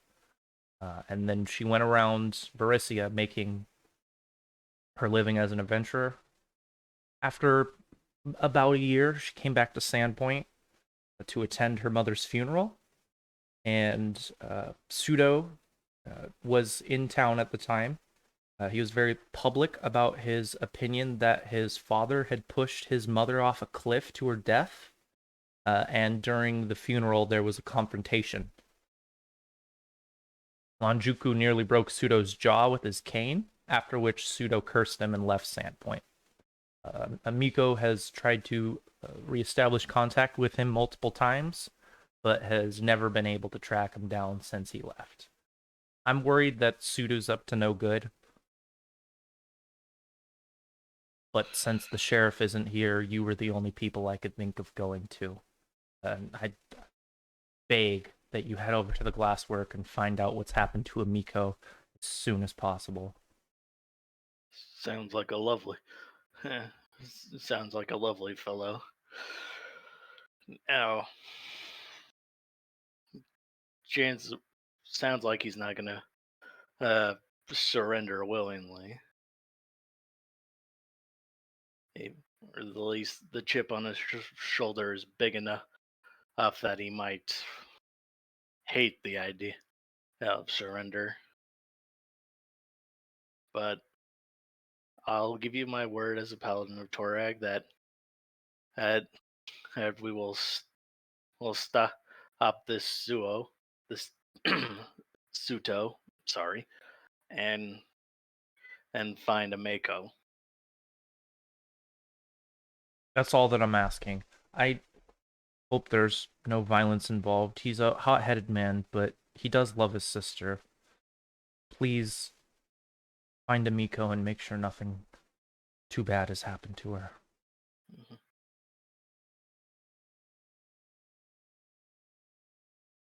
Aldeck looks around at his companions. Let's be gone. Right. Ready? To the glassworks. Hey, to the glassworks.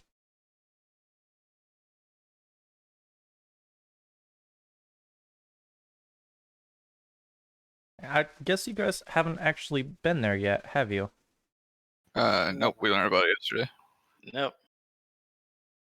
Cool. Well, now we get to do some little bit of chatter about the glassworks. And I'm gonna share an image with you guys, which I need to set up as I'm talking to you about the place. Which sucks, but that's just the way it is with these new with this new update, basically.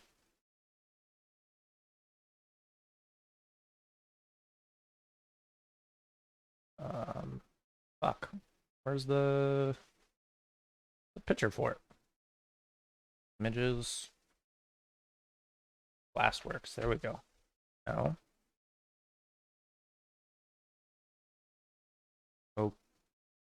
Okay. I was expecting. I wasn't expecting. I know it's here. This is weird. Okay. I'm having a hard time finding the actual image for the glassworks. Oh, right when I say that, I find it. It's always how it works.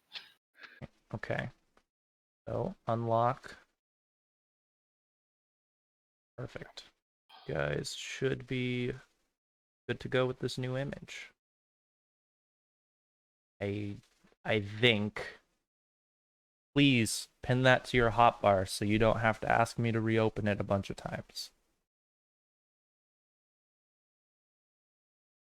Alright. Now, I'm assuming you guys can't see anything? Nah, it's black. Nope, Okay. just blackness. Good. Don't move your camera around a bunch or you might lose the image. I will put your tokens down.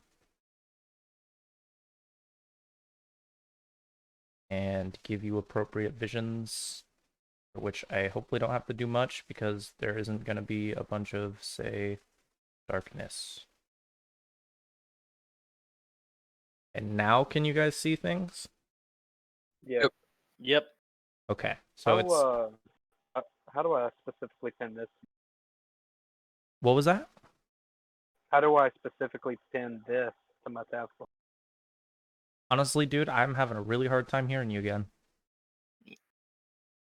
How do I pin this to my taskbar? Take the little peso symbol in the top corner of the map and drag it down to an empty slot on the hotbar. Okay, thank you. So it's going to be hard to see on your guys' end. That's just how it works with these maps. But I can actually give you like a little description of what you're approaching.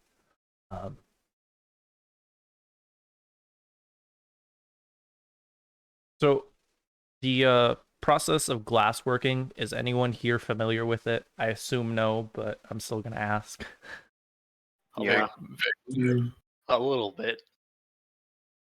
Pretty Okay, good bit. so there's a lot of like ingredients and processes for which go into this, which I mean maybe your characters don't know about, but you guys know to some extent what it is, and that probably justifies the fact that like this is such a huge building in town, and it has like a prominent spot on the western coast of the city, right next to like the cliff that leads down to the beach. There's like a steep trail that you can go behind this building to get down to the beach.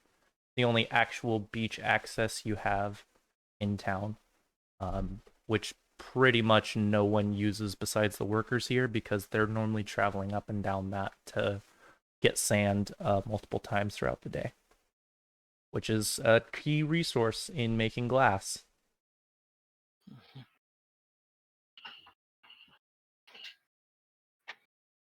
But when you approach the building, you can see that all the windows that you can see have like coverings on the inside, like you can't see inside them, and the front entrance is Well, it wouldn't even be the front entrance you approach from your direction. It would actually be like it's supposed to be basically a reception door.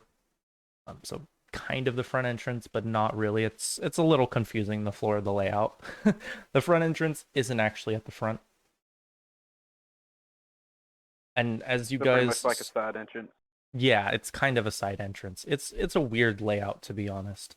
Like the place that customers will actually be directed is actually towards the back of the building, but most of them come in through the front. So some of them just go in through the back door. It's weird. And as you like approach the building, you actually see a handful of like locals um, that are like talking in small groups and like just looking on at what you're doing.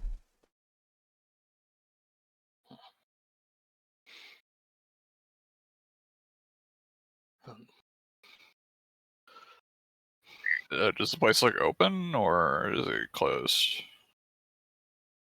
Like I said, all the windows on the part of the building that you guys are like looking at right now are like covered up. Hmm. And it's I'm assuming early morning is when Bethany told us about this. Yeah, like as soon as you guys came out of your rooms. There are like smokestacks that aren't active right now, so that's probably a good indication that it's not open. So that's kind of weird. This would be like prime time to start working.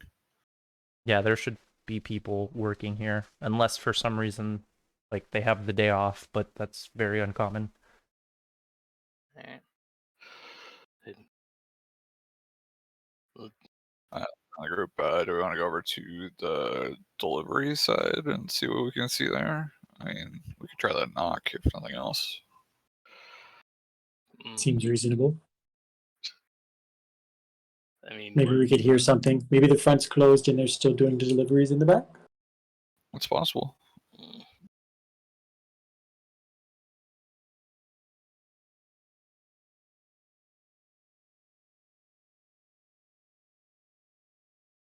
Okay, so there's like a reception door. It looks like the main entrance, basically that little path to the right of you guys that leads up towards the building. There's a door there, but I mean, you can look around either side of the building if you'd like, and I can give you some more information. Yeah, I think we're gonna wander around the building looking for like the delivery section. I almost accidentally clicked that door open. Oh, do we want to go left or right? let's follow the path in. So let's go to the left here. Okay. That works. That's like actually just a street. That's not a path like into the building. We're just going around. Yeah, Check out. we're basically gonna circle the building. Yeah, we're circling the building. So around this like circular area, there actually is another door, and it has a bunch of windows that you can see as you wrap around. But it seems like all the windows in the building are covered up. For a store that's supposed to be advertising its goods, it's certainly more interested about being and keeping its privacy. Yeah, something's very off here right now. Agreed. Aldec's Second gonna check the door to see if it's locked. Yeah, it's locked. Let's try the guest entrance. May have better luck.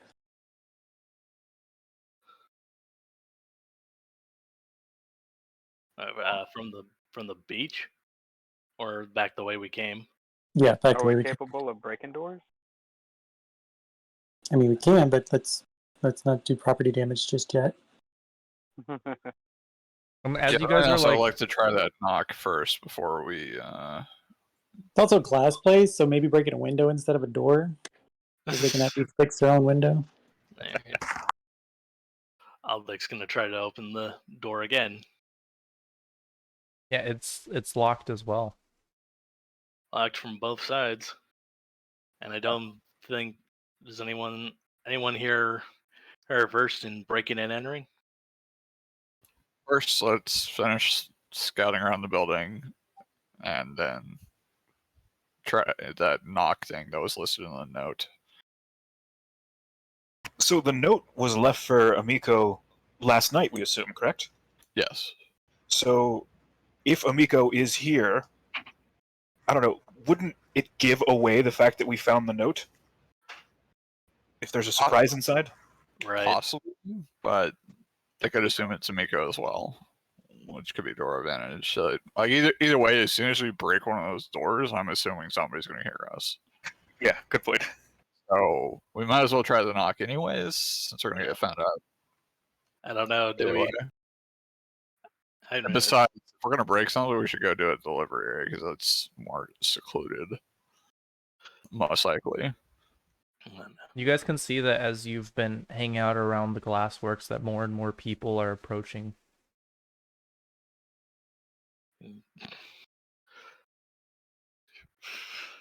I feel like we should shoo these people away. Should we try to tell the guard? That's probably a good idea if we're about to do something like breaking into a place. I mean, they already hate us, so we can't. The only other issue is trying to keep this under wraps. Yeah, want us to. I think Beth and I wanted us to be discreet about this. And she did come to you guys, not the guards. She did. So I do say that we move around towards the back side of this building, instead of just standing out front, because people are just staring at us now. All right. I think you can get a vibe that like they're worried about you guys like snooping around the building. All right. Aldeck wants to assure the people that this is official business, is by official business, and wants to assure that we're not doing anything suspicious. So Okay. wants to Give me a diplomacy or a bluff check. okay. This you want me to drop this in the dice tower? Yeah, why not? All right. All right. It seems like your reassuring words have done a very good job of like calming down and dispersing the locals. Like it's odd what's going on here, but you are in and of yourself a very good wordsmith, so you've managed to reassure them. And Aldeck just breathes a sigh of relief. Ethan tries to subtly let his team know that we should probably get inside the building before more gawkers show up. Yep. So let's continue to look for that delivery entrance.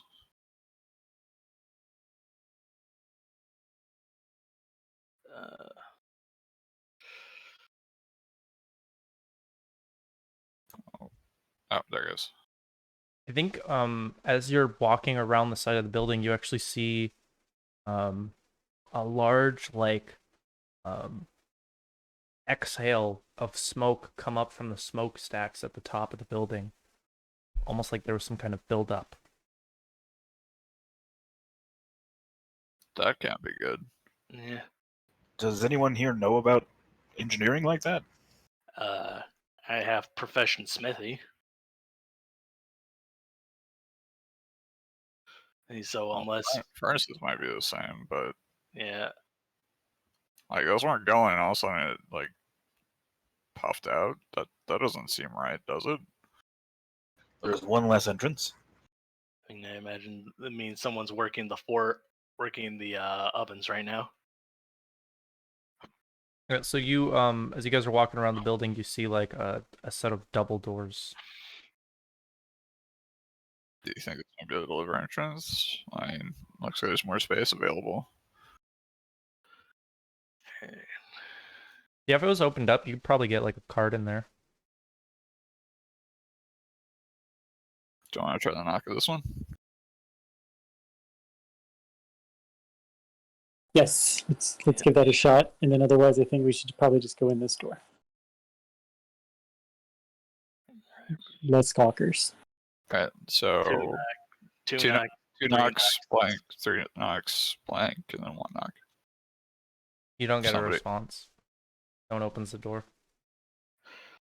All right. Before I kick the door in, does anyone have any lock picking skills? I am not that sort of person. All right. We lost that sort of person. Yeah. All right. So Aldeg is just gonna see if he can force the door open. If it's provided it's not locked, provided that it's locked. If it's unlocked, then he'll just push it open. Yeah, no. So like you could break the door down. That would be your option. That would take like a few minutes. Yeah. Unless Grodus, you're a strong half orc. Help me bust down this door here. Alrighty. What would a roll strength? No, I'm not gonna have you guys roll. Because if I really had you do it by the mechanics, you would be doing like 2 hit rolls every round, which you would Okay. most likely make, and then just doing damage rolls, and it would just take forever. As an alternative, I'm just pretty much the door would have a health bar. yeah. So like items Okay. have A durability. yeah, like a hardness is what it's called, and every time you hit them, they reduce your damage by that much, and it's like normally a lot. Okay. So, for Alright. example, I mean, you guys can try and break it if you want to do it quickly. You can give me a check for that. It's like a combat maneuver. Combat maneuver. Yeah. That would be something you could do, like, technically you can do that, like, immediately. So I would just roll melee. No, on your character sheet, on the combat tab, Yeah. you'll see there's like a CMB, combat Okay. maneuver bonus. CMB, yeah, I gotcha. You would roll that.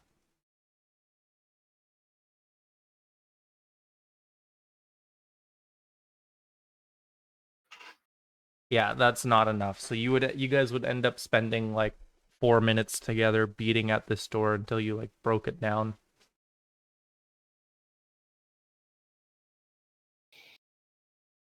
All right. I'll lead. I'll walk into the room, shield and warhammer in hand, looking around. Okay. When you walk in, you see like a wheelbarrow that sits against the wall. Over in one direction, then in another, you see some shelves that contain a bunch of like alchemical reagents of different colors. And then there's like a safe on one of the other walls that's on the floor and it hangs open. So, all right, and I'm gonna motion to everyone to come in. It looks like it's safe inside.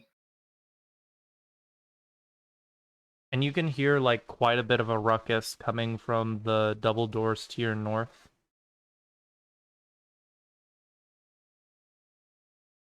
All right.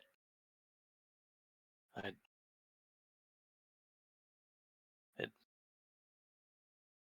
sounds like they know we're here, so oh, everyone ready? Ready. Yep. All right. Yep. Oleg's gonna push the door open.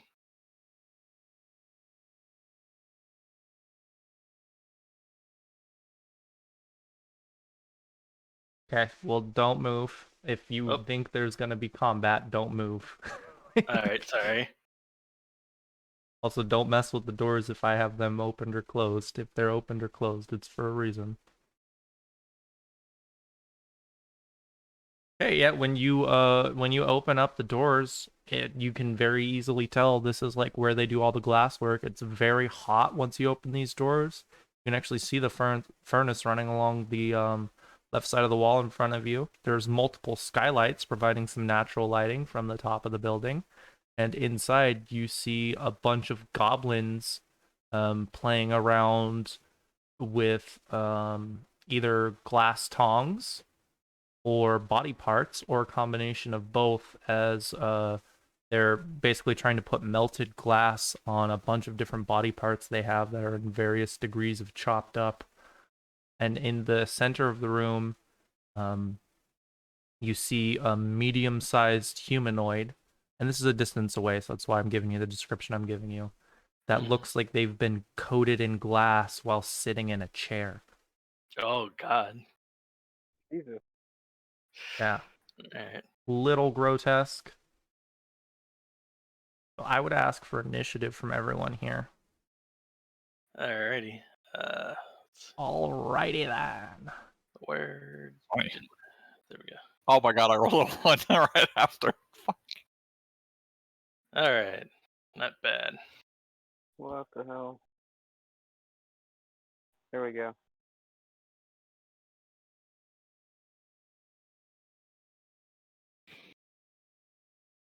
I didn't.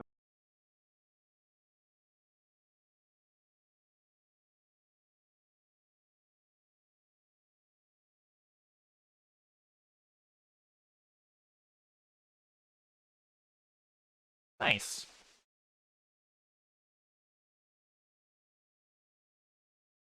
Okay. I am going to give you guys a surprise round. So Rakkus will be up first.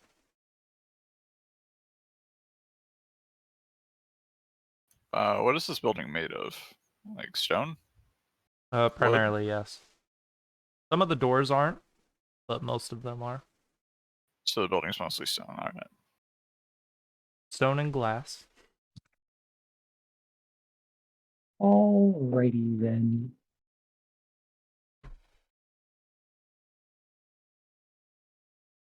Oh my. Brackus will move here. That's not a real square. Just kidding. Wait. Oh no, a bunch of us aren't in real squares. But I'll move there. And Yeah, it looks like a couple of us aren't on real squares, so I don't think you can move there because that would have to be Okay. where Crotus is. everybody get on a real square and then I'll move where I'm gonna move. Oh, whoop. That's perfect. That's Cody. What are you doing? Choose a goddamn square. You can't be in the same square as someone Square. else. I was trying to get out of his way. That's not how it works. There you go. I'll move here. What are my negatives to shoot this guy right there in the doorway? There shouldn't be anything abnormal. You have well, your penalty for. Target myself. Sorry, what was that? For what's the penalty for? You're not firing through anyone, and he's not in combat, so there shouldn't be any penalties unless I'm missing something. That's what. Well, so I guess I wasn't wondering if like there was a table or something. No, that's not enough of an obstruction. Perfect. That's what we like to hear.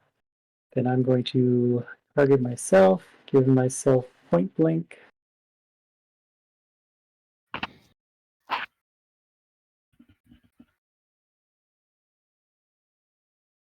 Oh no, goblins!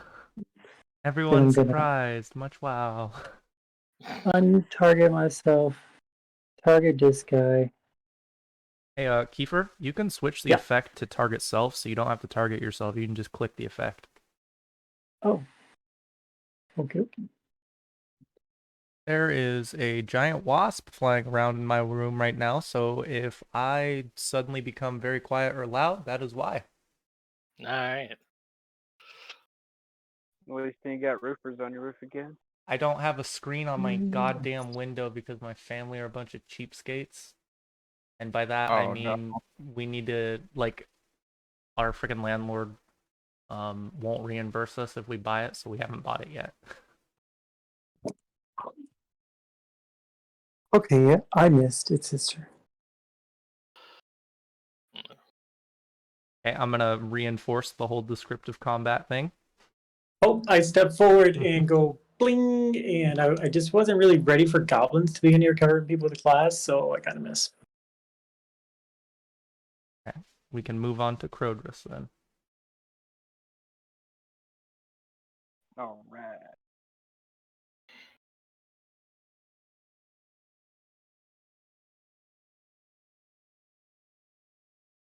You can double click on a enemy, right, in order to target them.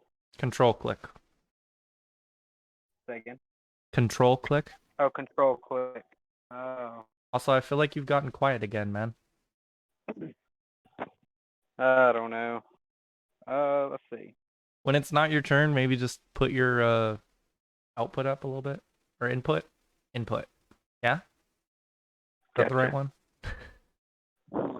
I think so. Let's see.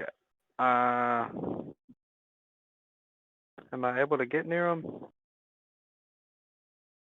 Yeah. So each square is 5 feet of movement, and as a default, you have 30. Is it 30? You actually Okay. have 40 All right. because of your class.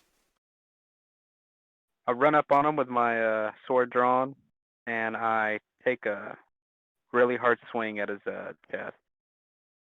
So I do want to bring up one thing that a lot of people don't use, but also a lot of people don't know. There is an action called charge action you can take. Charge And action? you have to have at least 10 feet of movement or like 10 feet of distance to cover to do this. But if you do it, you can get a +2 on your attack roll. But you do suffer a -2 to your AC until your next turn. But if you want, as long as you're going in a straight line, you could charge someone to try and get like a better attack. I'll stick with the basic attack for now. Okay.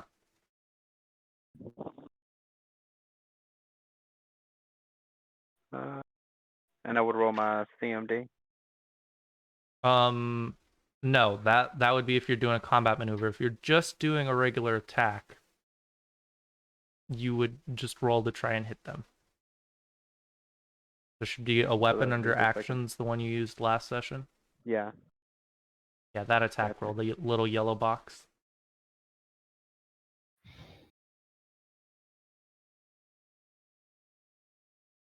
What? Or maybe it's the gray one. I might have it wrong. It looks different for players than it does NPCs. It should be like a little yellow box with it says Little yellow attack. box. It should be 4 boxes. With the first one has a number in it. Okay, I did have it right then.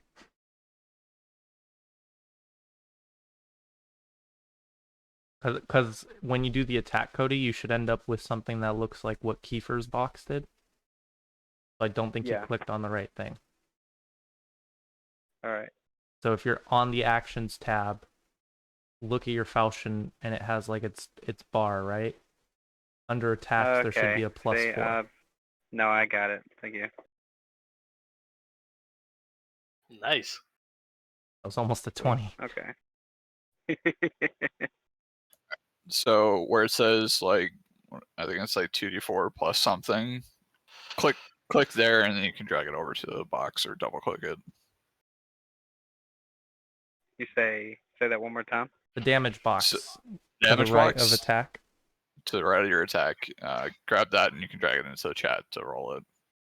Okay. And I recommend putting something like this that you're going to use regularly on your hotbar. So then you just have to click it once, Thank and you. it's always in front of Yeah. you.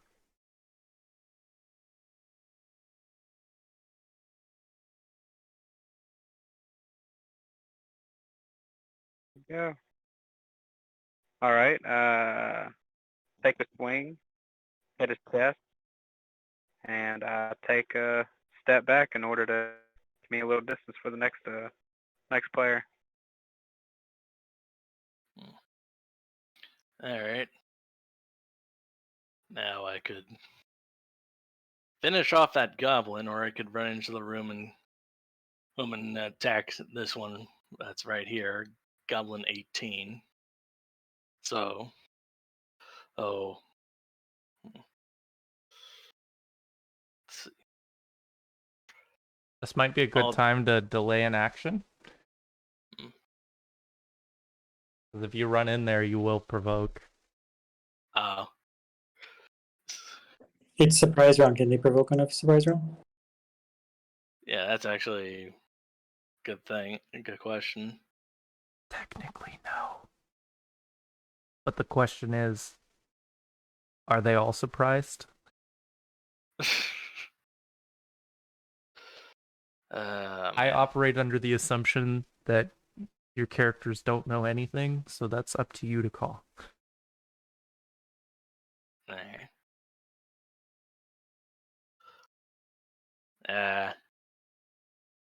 Screw it. I'm gonna go in and attack Goblin 18. Okay. So I don't think I can charge with Crotus in the way. So I'm just gonna move on up and get ready. To smite him with my warhammer.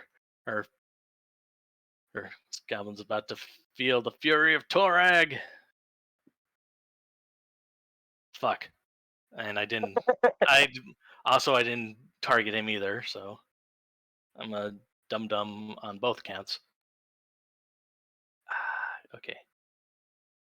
Target Goblin 18. Yep. And you're right on that charge. You have to have a clear path to do it.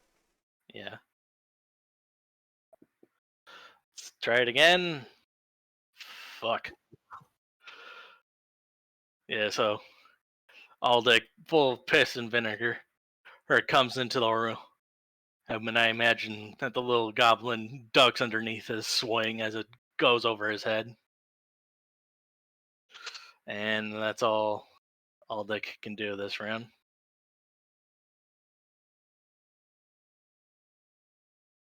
Sweet. Denton's going to move up and ask, "Did anybody sneeze? Because I'm about to bless you." And then he's going to hold up his holy symbol, cast a little light on it, and everybody gets blessed. Boo. Hallelujah. Osgood face bumps. That's his free action.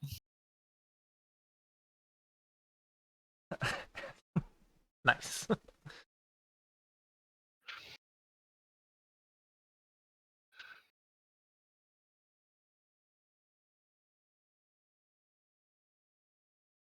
They're all spread apart. Osgood will raise his hands and cast magic missile on this goblin right here. Oh, did yes, you not the do it on goblin right rest? Because it already shows I got a spell cast today. Oh, I think during the play, maybe. Yeah. Yeah, when I cast I the didn't spell, give you guys a refresh. I got it. I'll give you a refresh real quick. will that reset our initiative? Hopefully not. Ah, shit, it did. It definitely will. I had a 2 on my initiative. Yeah, I can throw everyone's initiative back in real quick. That's easy.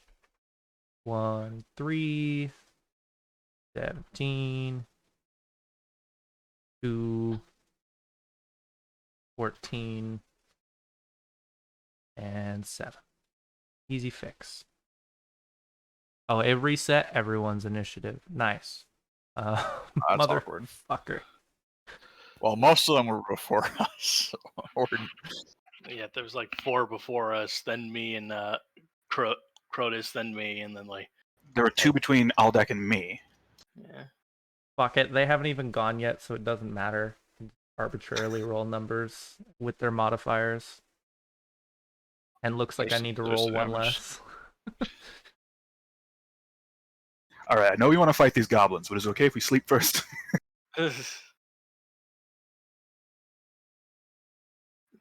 Designated nap time. Yeah, nap time. Like it.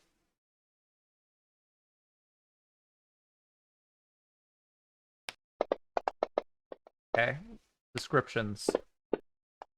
With a slight crackle, the magic missile beams towards his torso and takes him out.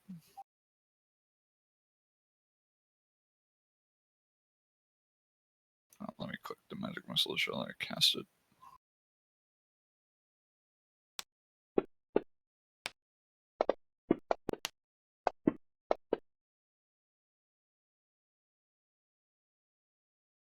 Looks like the gods have favored you guys today. Initiative looks a lot better this time. Okay. Round 1. Fight. Oh, and while we're talking about the whole surprise round thing, there is something that we definitely like haven't executed today, and we should probably talk about it, is that being flat-footed. That's something they definitely should have been. Oh yeah. Yeah. You're flat-footed until you take your first action in round 1. So is this thing that Aldec is standing next to, is that a table? Yeah, it's like a stone table with multiple instruments on it. How much movement would it take for me to stand on top of that? Well, you need to give me an acrobatics check. Never mind. I just wanted to climb on top of it. Not use my... So If you don't want to do it quickly, then like just give me double movement. Double movement to get on it? Yeah, because it's not very high. 15. Okay. Oh. 20. And then If you're gonna attack him right there, don't forget to give yourself the +1 from having the high ground.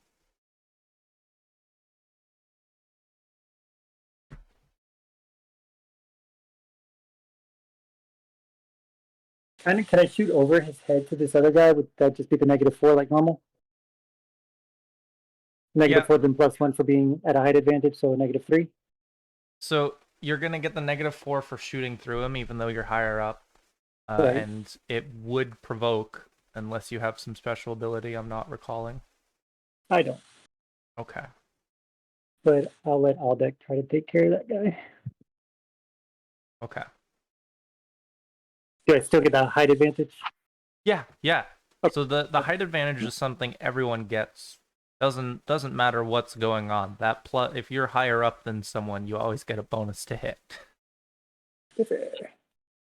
But I like the simplicity of it, but because of Pathfinder's like complexities, I'm surprised there's not like a -1 for height differences. Okay, well we will have. I'm gonna use my reroll for the day to reroll that, if that's okay. Yeah.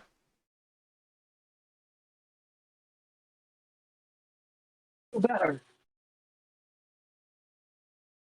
Not better. Oh well, wasn't meant to be. Oh, he gets his attack of opportunity.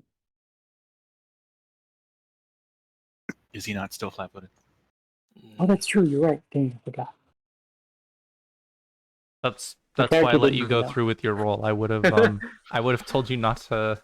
I would have told you your roll didn't matter. Oh, my roll doesn't matter because that guy's flat-footed. I gotta put the flat-footed thingy on him. Oh, I forget it. Okay. Is it just a drag and drop?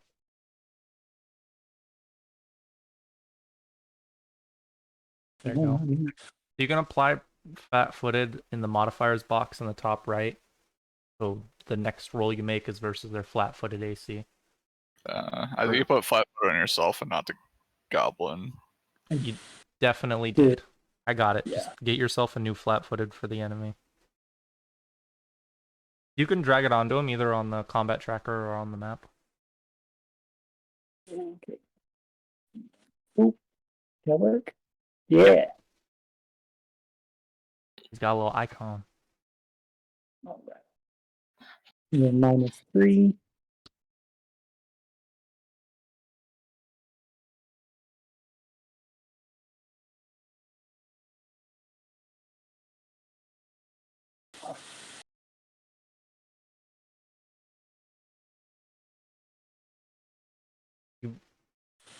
Okay, so I jump up on the table, I sneer at the one in front of me, and then I shoot at this guy, and I guess I hit him pretty good. Somewhere important. Shoot him in the knee. That's tough to do. Okay, the goblin falls to the ground, dropping the glass it's carrying in front of him.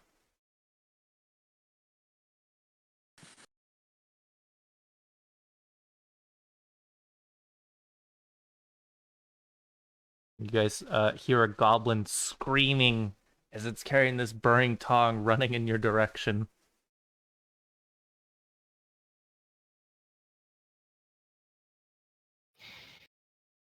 It's gonna attack us with hot tongs.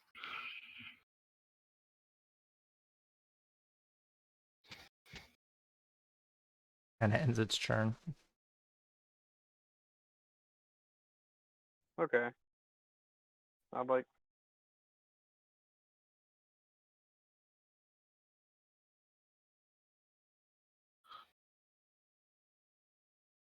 Is it possible to go around that table? It looks like it is. You just got to do the math as you're moving around. Make sure you can.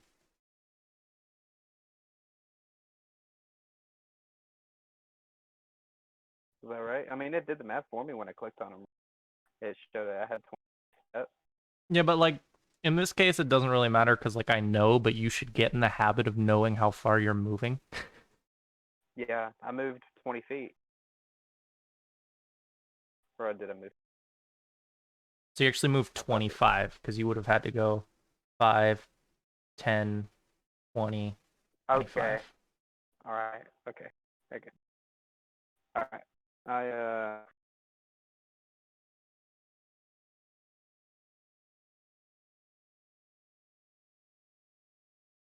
Okay. Are you gonna attack? Yeah, I will try to go ahead and finish them off. I mean, I can't reach the other one that's beside him. No, go you ahead. can only reach 18 without provoking any attacks. Yeah. So I will swing at him. Whoa. Okay. No. You don't roll damage if you miss, and you need to re-roll because you didn't have him as flat-footed. That's flat-footed? Okay. I'm Yeah, sorry. I so thought you in the only had to top have him right, as there's a little flat-footed if he was on the modifiers table. box that looks like a plus and minus symbol. And you'll drag the flat-footed option onto the goblin in front of you. Say that one more time. So in the top right of Fantasy Grounds, there is a box called modifiers. It looks like a plus and minus symbol. That's in the top left. The top right. Oh, top I right. said I'm left. sorry, I got apologize. crap up on. Yeah. Yeah, so you'll click on that, and then you'll see there's a bunch of different options for attack. You're going to click and drag flat-footed onto the goblin in front of you. He hasn't acted yet, so he's flat-footed, which means he's easier to attack.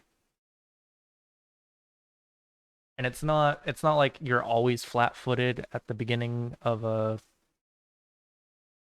combat, but in this case it is.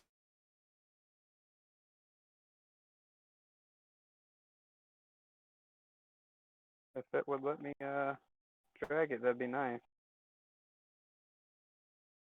I mean, if you already have all your other stuff over, I can just do it for you now since it seems like you're having a lot of trouble today. I mean, it's clicking it. It goes red, but it doesn't give me the option to drag it. So yeah, you go ahead and do it for me. Okay. Should be flat-footed. Did it? Doesn't look like it did.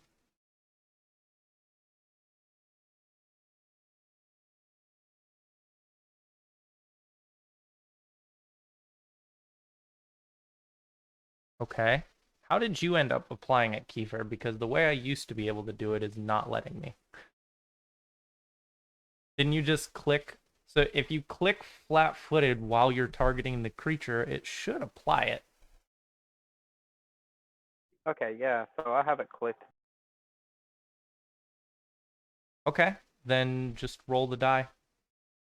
It'll tell us if it's going versus flat-footed. If you have it like red. You want me to roll the damage die or The attack. The attack. Okay. But you need to make sure you're targeting the goblin.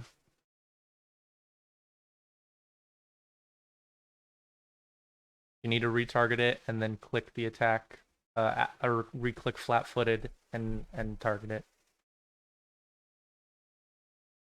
Those both need to be things that have happened.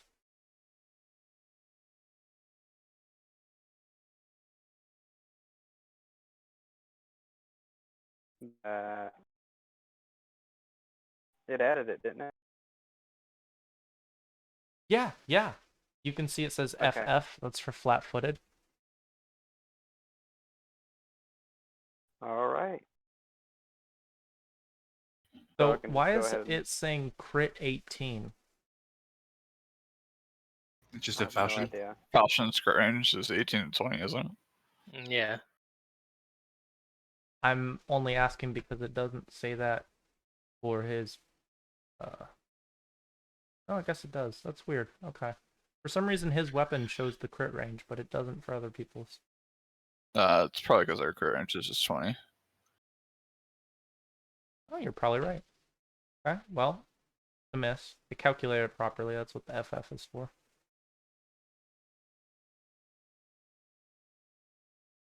All right. So I go ahead and hand the turn over to somebody else, correct? Yeah, the little Okay. arrow at the bottom of the combat track, bottom left of the combat tracker. I just wanted to make sure before I clicked it. Yeah, Thank that's you. right. And now that's not your turn. Can you like try messing with your volume? I don't know what's going on today. I'll be honest with you. Well, that's why I'm asking for you to mess with it so you know what's going on. I'm looking. Okay, and you're gonna see another goblin come charging down with a set of tongs.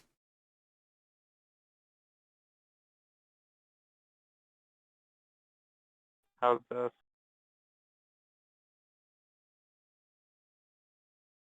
Good. It's running rain to murder range. All right. Let's see. Aldeck is gonna keep on taking a swing at Goblin 18 here. And hopefully this time he will actually hit. If not, I'm gonna be very sad. Actions and yeah, add Make- flat. Yeah, make sure you have the footed. flat-footed modifier clicked. Okay.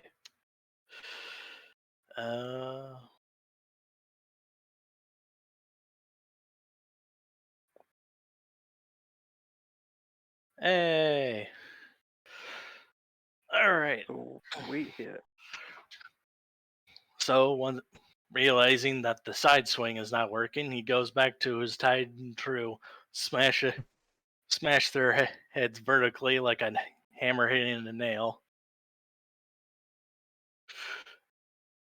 and that didn't. For some reason that didn't track. There we go. So you see this warhammer comes down on this goblin's head, hits him directly at the top, and you can see like bits of gore or in blood just coming out of its ears. He's most certainly concussed or probably dead. And that's Aldeck's turn.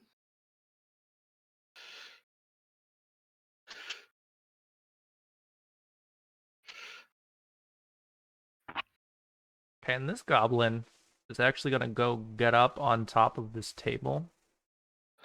I think you guys can see him on there, yeah. Yeah. And he's gonna grab a piece of glassware off of it and chuck it at Crotus.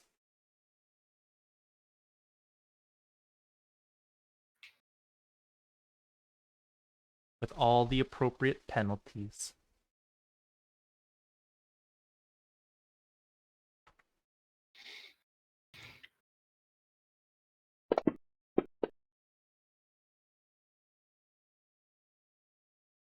It goes wide and actually like hits Aldeck, not causing any damage, but I'm gonna have to move you for a moment. There is now a bunch of broken glass underneath your feet. I guess I'm not wearing full plate mail, I guess, so not that it matters, but But I imagine anyone walking through that is going to have to make a reflex save. It's gonna behave like caltraps. Ah,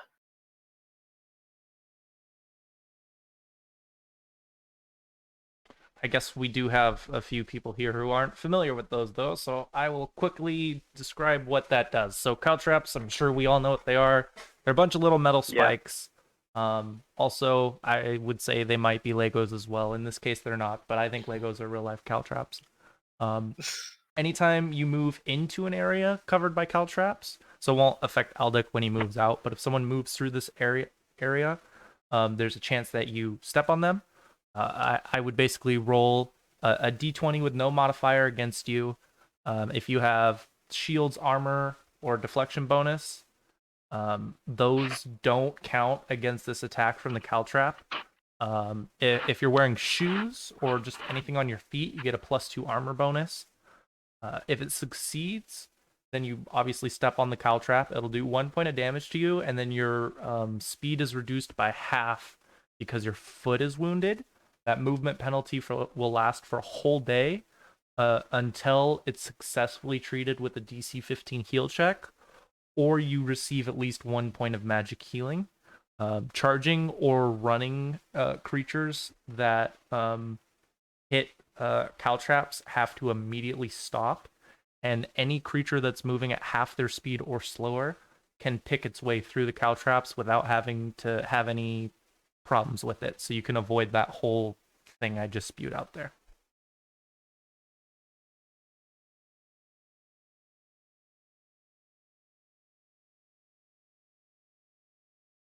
I think we're going to see another goblin do something similar. Like, it takes a piece of glass off of the display stand behind it and like moves up and then chucks, tries to chuck some more glass at Crotus.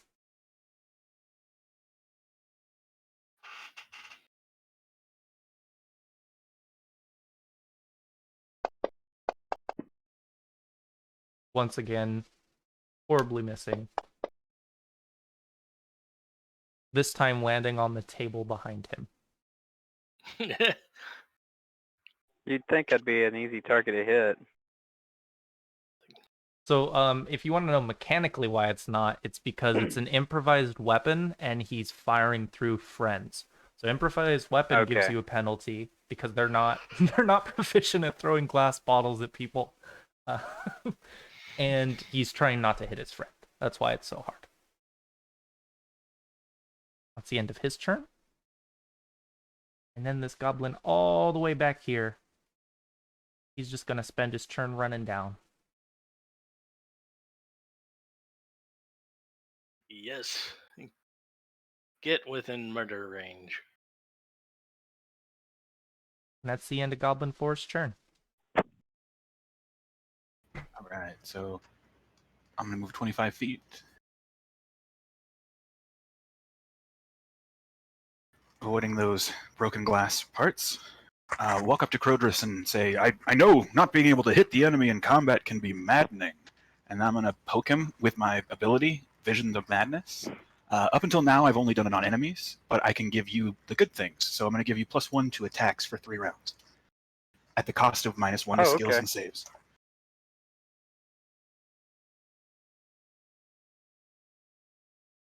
And you actually had those effects set up, right? Yeah. Okay, cool. Yeah, so that'll be automated, Cody. If you once he puts it on you, you'll be able to see on the combat tracker that you have the effects he was just talking about. I see that. So that'll automatically factor in anytime you roll the stuff that it's affecting. So Okay. your eyes sort of glaze over, you see something that is maddening to you, and now you have those benefits and minuses. So I'll pass just the turn. out of curiosity, what would that be, Cody? What is this maddening vision that Crodrus is having? All these dirty goblins coming down the hallway. So is it just a vision of even more of them? Yes. It's kind of like being enraged, and when you look at someone, you just see double.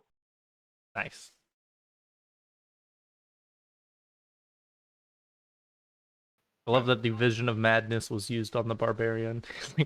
This is just my life.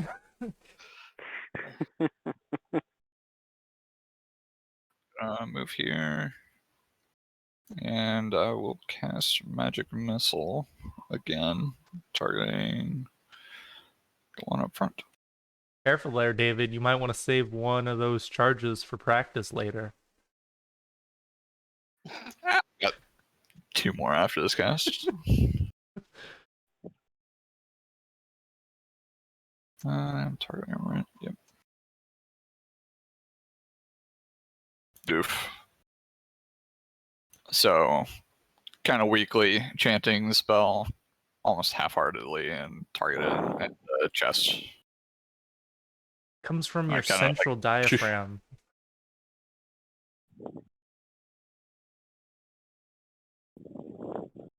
Right. Should press the turn complete button.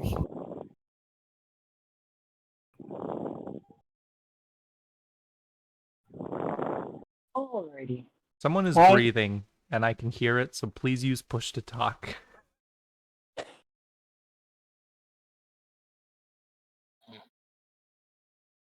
Okay. So goblin number 3 here. Yeah. What are my negatives to hit him?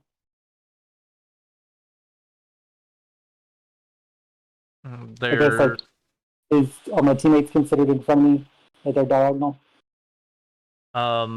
no, but like he has multiple allies in front of him that would technically be in your way.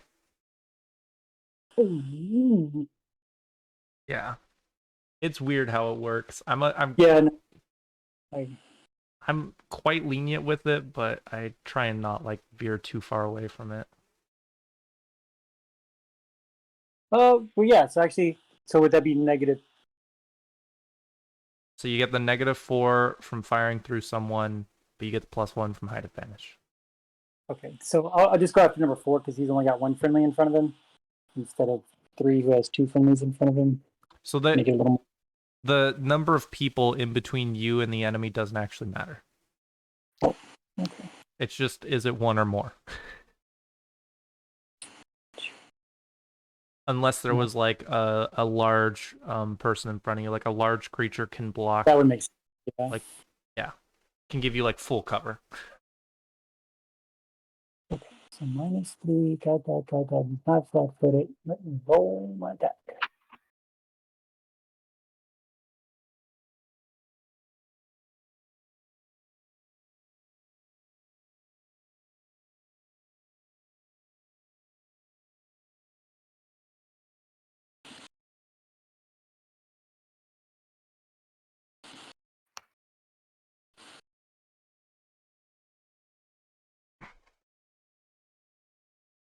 So I see these other ones running up in the back, and I just start shooting them from my height, so that way the melee people can continue to hit their melee people.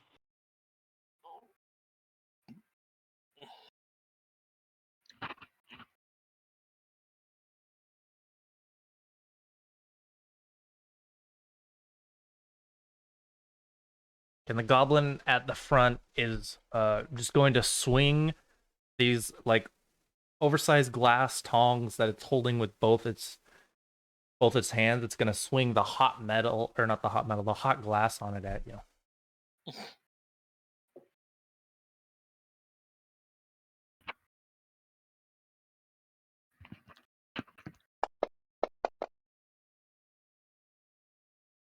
Wow, it's right on the money.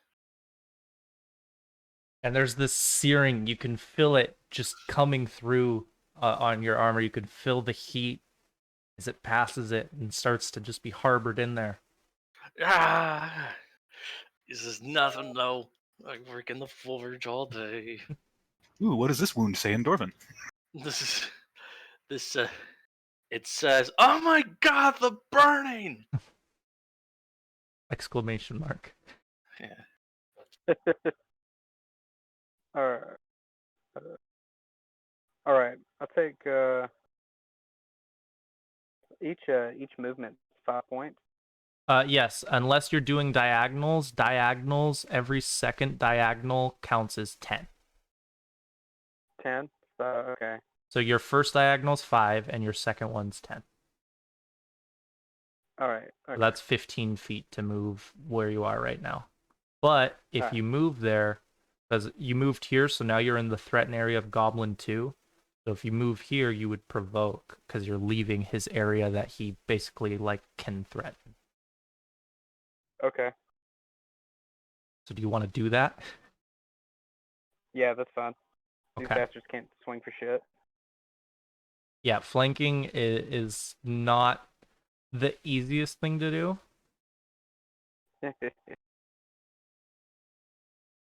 We'll do his attack, and then you can finish your turn. What would their, how many feet, what's the footage of their area of attack? So the average like small and medium creature is only 5 feet, so 1 square adjacent. Okay. But Alright. if you have like special abilities or reach weapons, it can go up to like 10 or even occasionally 15. And then the bigger creature is, the more reach they have. So a large creature, which would be like 2x2 squares, they generally have a reach Yeah. of 10. And a weird thing when it comes to ranges on in Pathfinder is that they don't treat distance the same way as we would with movement. So having a reach of 10 does hit like 2 squares away at a diagonal, even though movement wise it would be like 15 feet of movement. But yeah, it's going to try and hit you with the molten tongs. Like swipes at Aldic, kind of messing up his armor, heating up his chest, and then it's gonna bring it around lazily to try and smack you. And it's almost like the tongs are moving the goblin as opposed to the goblin moving the tongs. Then he just smacks you on your left shoulder with these molten tongs.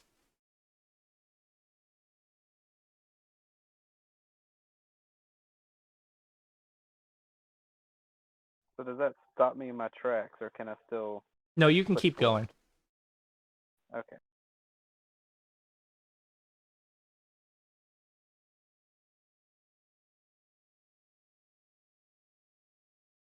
Do I have to add any modifiers?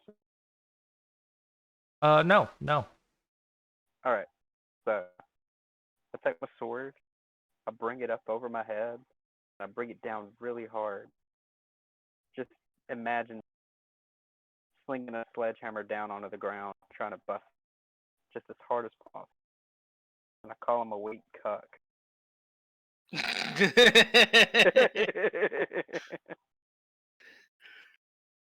What he can do on Hey! that crowd.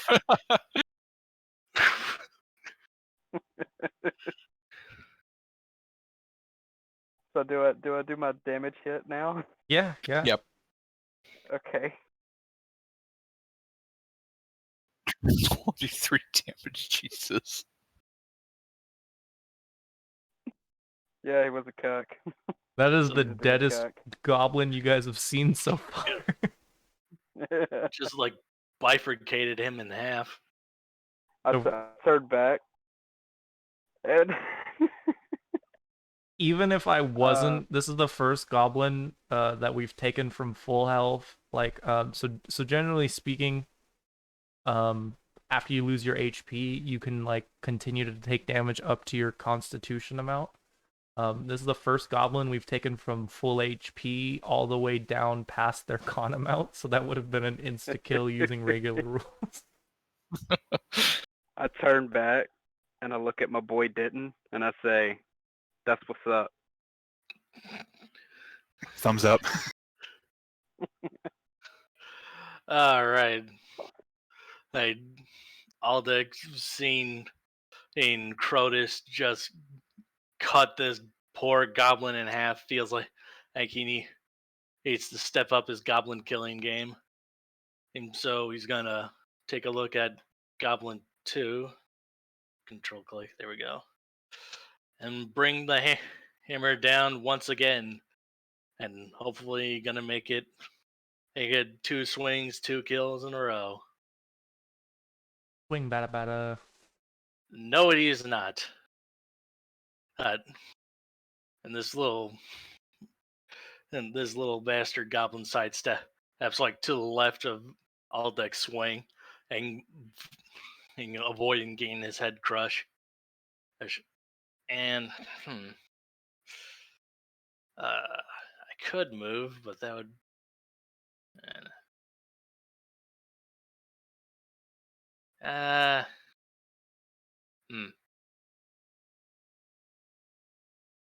If someone does their attack of opportunity, they can't do it again, can they? Unless they have a special ability or combat reflexes, that is the truth. All right, I'm gonna assume that goblin does not have combat reflexes, and instead he's gonna move up with Crodius to get closer to the goblins here. Okay, that green square is denoting caltraps. Are you okay with moving in there? Oh, no. And caltrops. Yeah, you know what? Fine, I'll take the damage. Okay. Well, I mean, maybe not. I need to look at your... I got scale mail on. Yeah, so with the caltraps, the reason I need to look at your like your AC bonus is because it doesn't pay attention to armor, shields, or deflection. But I'm gonna give you a +2 for your shoe wearing. All right. So your AC is gonna be 12. There isn't an actual attack set up for this, so I'm just gonna roll a d20 because it doesn't have any modifiers, and I'll let you know if it hits you. Okay, yeah, I got a 5, so you're fine. It does not hurt. All right. Okay, and that's all. Oh, you only all moved half your movement, didn't you? Yeah, it was 10 feet. Okay, yeah. Yeah. So I didn't even need to roll that. If you're only moving half your movement, then it doesn't actually hurt you. All right. Because you're Okay, being and careful. That's all of Aldec's turn.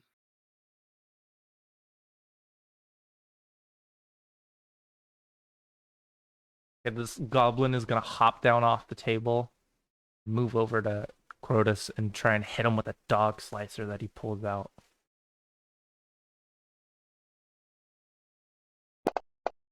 Hey guys. Everyone's calling me Crodus. Crodrus. Yeah, it's Crodrus, right? Yeah, there you go. That's what I've been saying. I've been saying Crodus. I've been hearing Crodus and stuff. I don't think I. Remember, there's an R, guys. Come on. Okay, and Goblin 4 is gonna pull out its dog slicer as well. Try and hit Aldec. Bring it on, you little green ankle biter. Oh shit. 1 whole damage. Ow! Oh, that's really annoying. Stop that. All right, is this space directly to my left difficult terrain because table? No. Okay. Can I diagonal without problem? Sweet. Then I'm like to attack Goblin 2. Actually, I'm going to give him a Vision of Madness. I'm tired of you guys hitting, I'll say to him. And this is not a willing target, so...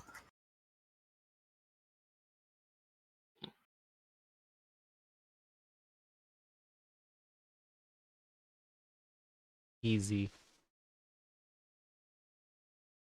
So I poke him, necrotic energy goes into him, his eyes glaze over, and he goes mad.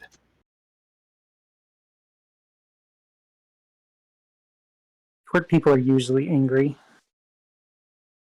I'm gonna pull out my crossbow, but first let me put point blank on myself.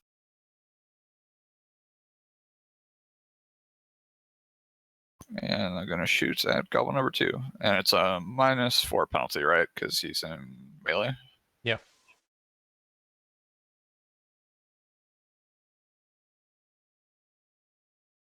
Is your point blank set up right? It's the one you gave me. It says attack 1, damage 1, so it should be right. I just want to make sure.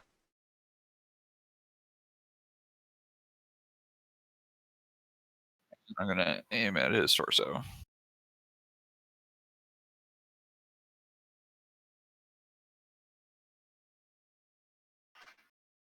And it goes wide.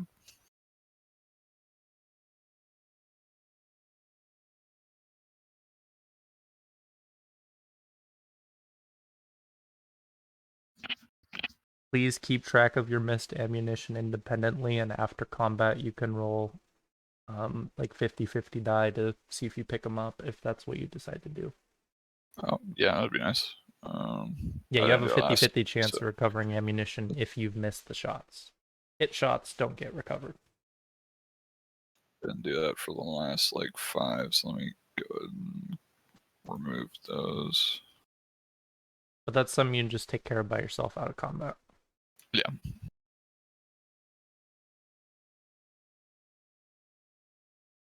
Okay, Rakus.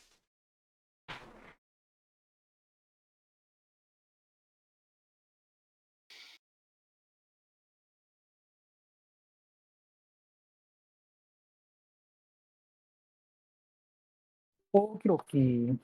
I'm just gonna go ahead and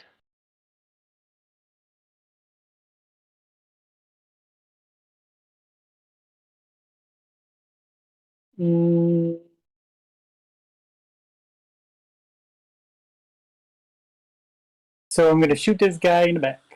That's what I'm gonna do.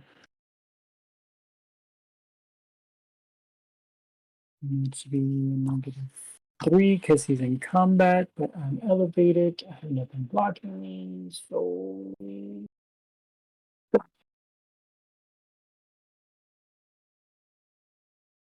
Nice. it always takes me like the first 3 rounds to remember how to do everything, and then after that, I generally remember. So yeah, he's got his attention focused on Albec, and I shoot him in the back because I'm not against that.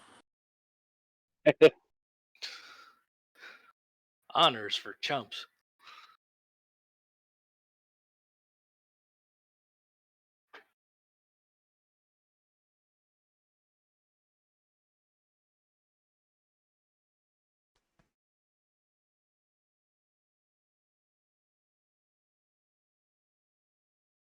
Alright, I turned my attention to the Goblin 19.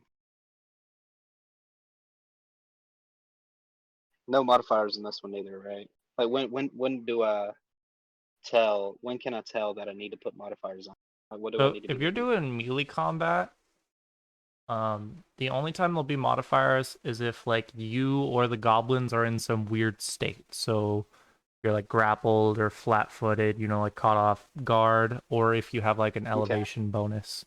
So generally speaking, you're not going to need to apply modifiers. okay, alright. I was just checking. So I'm gonna get them out of my way. I turn to the goblin, straight to my left, look him dead in the eye. Filled with rage, I take my sword and I just thrust it right at his skull. It's green angry guy versus smaller green angry guy. It's that big ashen guy You don't have him doing his targeted. best. Nope. I thought I did. I swear to God, I clicked him. Control click. Yeah, I did. It's not showing up. I see. Do you have your dynamic own target. character selected? Yeah, I do now. Yep, there it goes. I'm an You're talking. idiot. It's all good. We've been there. We've all been there. I was trying to click. I didn't know if you could click on someone else's character to see their character sheet and see who, like, kind of what they are. So I thrust my sword at his skull. All right, and I can just throw this damage straight down, right? I'm It's just a making sure potion. before I You missed. missed. Sweet. Yeah, you Okay. see the white banner? It says miss. Yeah, I seen that. Okay. Okay. Also, it's a falchion. It's a slashing weapon, so you wouldn't be lunging with it. That's why I missed. That probably is what I missed. I like that silly. All right, once again, Altek wants to really bash this goblin's head in. And so, click me. Yep, there we go. And he wants to bring the fury of Torag down in his mighty swing. Son of a bitch. Oh man. This is not a good day for Altek. Everyone throwing melees.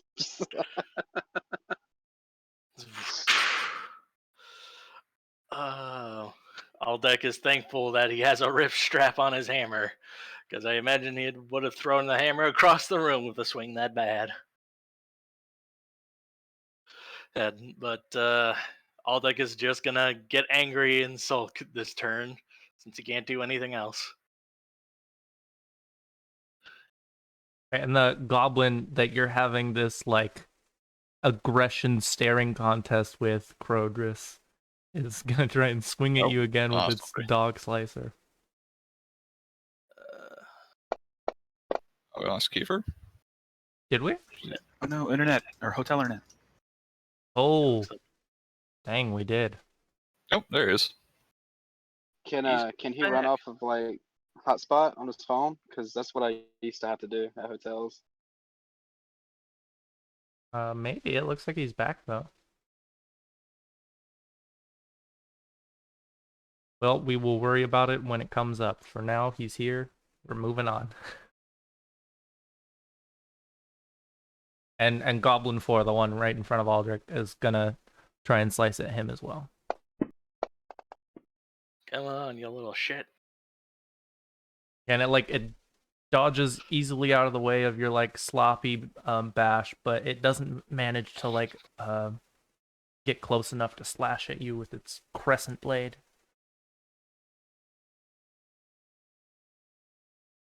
All right. Is it-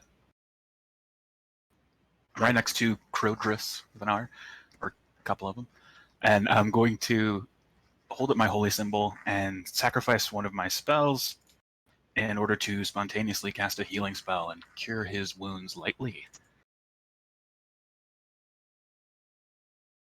Nice.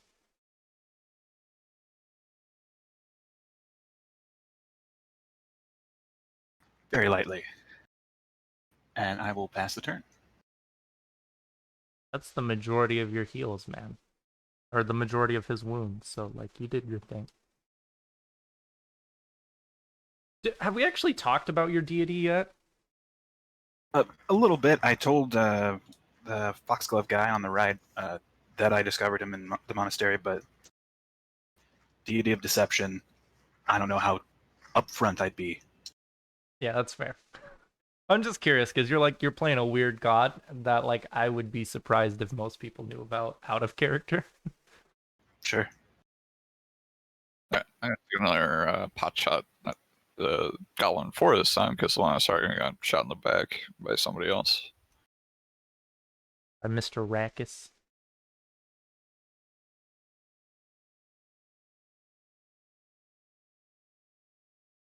Why did it roll 2 dice? Because you are targeting yourself and the goblin. Oh my god. Why? Okay. Why did it... There we go. Not targeting myself now. Nice. Get that reroll.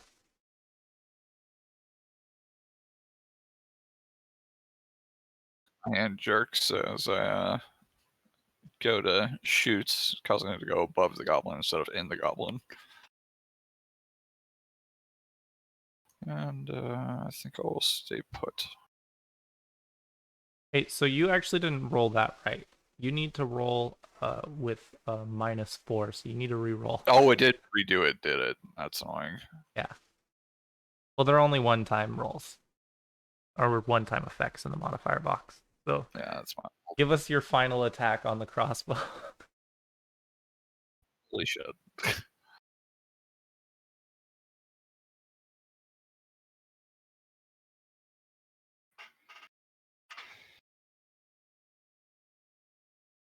Alright, so hand still pulls up, but barely managed to wing the goblin in the arm as it flies by.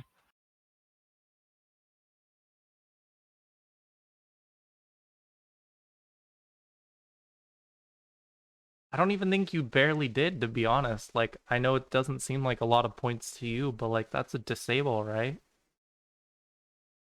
Like, that's it going from being able to operate in combat to it being on its last breath. Yeah, would my character recognize that though?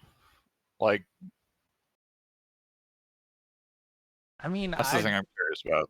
I feel like you would. That's why it tells you it's disabled. Like, I don't have the Okay. detailed bar for you guys, but you should understand the So I extent of its understand that energy. it was a light hit, but it was enough to actually like disable it. Okay. Yeah. And like, Goblin only had 2 HP, so you just got rid of all of its HP.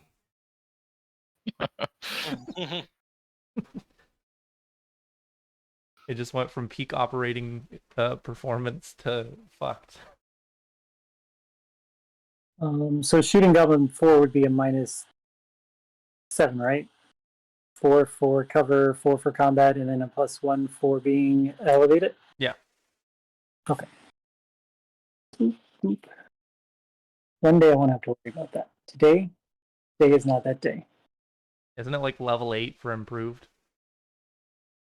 So, that's pretty bad. So trying to miss Aldec, I shoot very, very wide. So level 3, I can actually ignore I can get a teamwork feat for Inquisitor that'll let me ignore friendlies for giving cover, so I won't have to worry about that anymore. The plus force is still an issue though. Or the -4 for being in combat still an issue. Don't you also get a feat level 3? Yeah, Or, you're right. Can you grab precise shot then? Because Yeah, that's what I'm going to be going for. yeah. So I get those 2 feats, which keep my friends from being cover and allows me to shoot into combat. I was wrong about the level on improved precise shot. You have to have a base attack bonus of +11, so best case scenario, that's level 11 for people.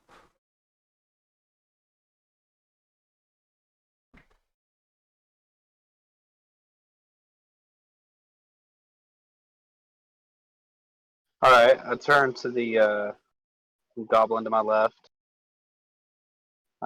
Tell him he's a little bitch and ask him to say hello to that cuck for me. Yeah. I guess I don't.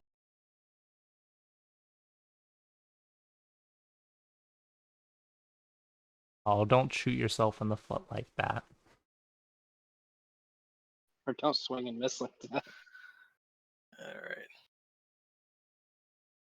Nope, not stop targeting Goblin 4. Said you see he's Codrusmus. It's hard to get that extra R in there. I know, right? There. He sees Codrusmus and like Yosemite Sam, he's like, "No, you stupid varmint!" Like this. Yes, and he rolls the hit at the goblin. Oh, come on! Ugh. Aldec is not having a good day. All right.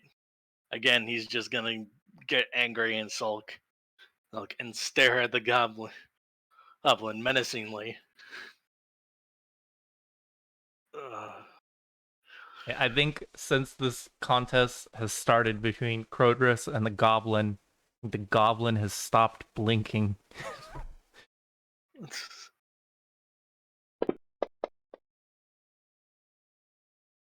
And it probably has to right now, which is why it misses it. Like, its eyes are dry and it like tries to swipe at you while wiping its eyes.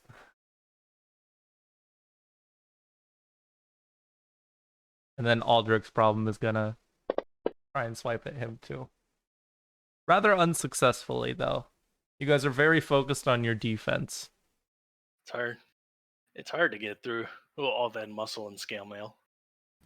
After Goblin 4 went, did he fall down or was he at 0? Yeah, so he would be bleeding out now. Sweet. I'm gonna walk around then and attempt to get into flank. Do I have to climb the table to do that? Like an Yeah, if acrobatics you check? want to go that way. You know what? Actually, I want to see. I'll move into his threat range, and then through it, in the diagonal. If he misses me, then I'll just shift. Yeah, he's gonna try and hit you with his dog slicer. Of course. I assume you confirmed a crit.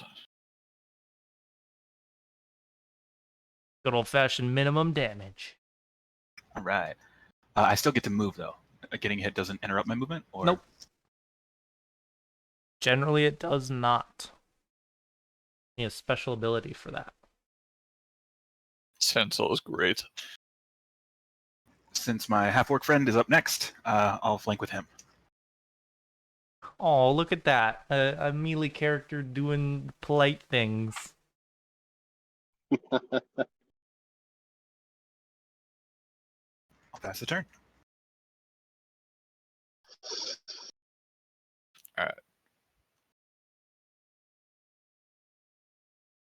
Not wanting to deal with the having to try and miss his allies, I'm gonna put down my crossbow and shoot a magic missile. Oh, I should turn off point blank.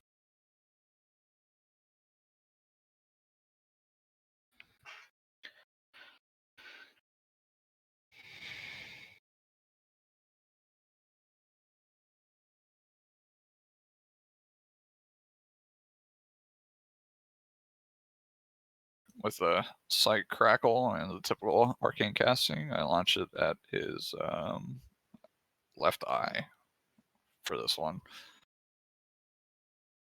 Dude, that was the one he was just trying to scratch / wetten. Well, it's probably tearing up by now with a little ball of force hitting it. Super irritated.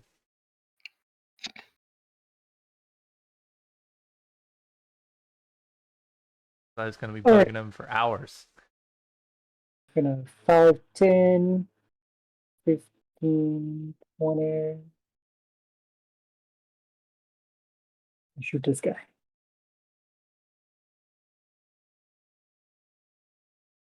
Just the -4.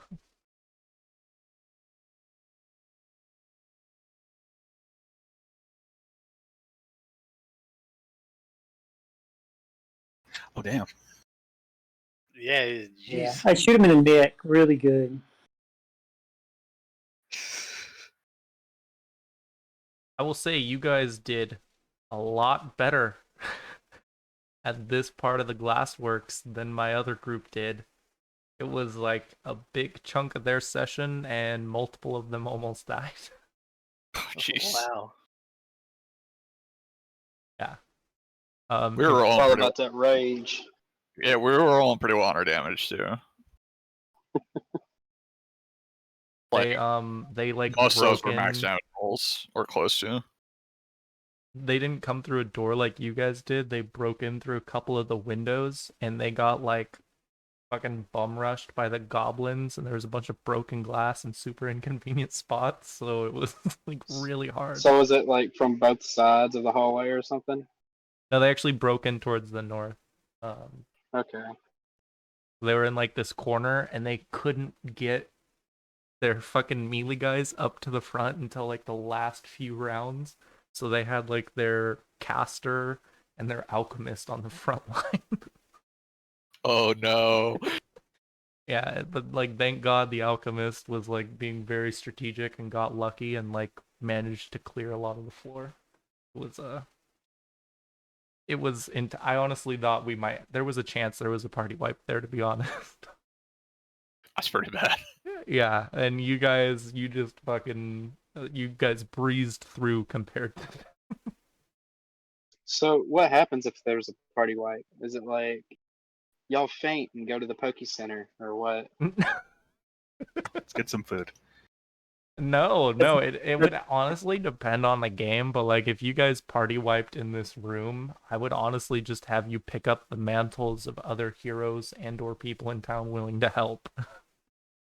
Okay. Yeah. Because you'd bleed out and there's no one around here that's gonna come in and be like, oh, maybe we should help them. All right. So I guess, can we investigate this area? Search the goblins? Yeah. Did that guy say which ear he wanted, or do we need to grab both? I mean, I imagine doubling up on ears couldn't hurt. Yeah, I it think was it's a pairs pair. of ears. Yeah. Yeah. Oh, okay. So, who wants to stick it in their bag? I don't really want to do that. Maybe we just stack them for now? All right. We can use one of their shirts as a bag, I guess. There's gotta if there's gotta be something like a sack or something in here, and if not, we The can make- barrels. yeah. First, we should probably look for Amiko, because if there's goblins in here, something's definitely up, and we don't even know if there's any more goblins in here. All right. Yeah, that's right. Priorities. All right. Should we take a moment to search these goblins? Maybe find a potion or two? Or just, do you think it's dire? It's probably Dire looking for her. I'm hoping that person over there, and I point at the person covered in glass, isn't Amiko. Let's find out. Yeah. Let's take a look at the human sculpture.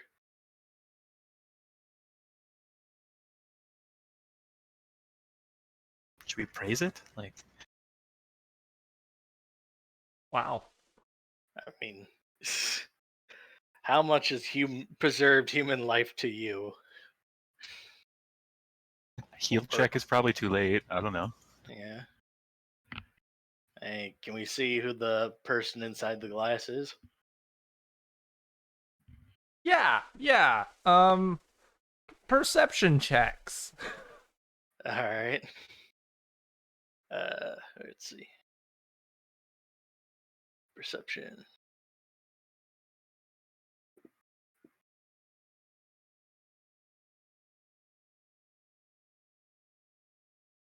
Cody, would you like to roll your perception check? If I can find it. Is it in skills? Yes. Yep, Yeah. skills, and then scroll down a Okay. bit. Thank you. Oh shit! I don't want to roll my perception check. Maybe next Oh, that's level not you'll put bad. some points into it. Maybe. Okay, so Rakus and Denton, you can actually tell that this is Lanjuku in here, Mr. Kaijutsu. Oh God.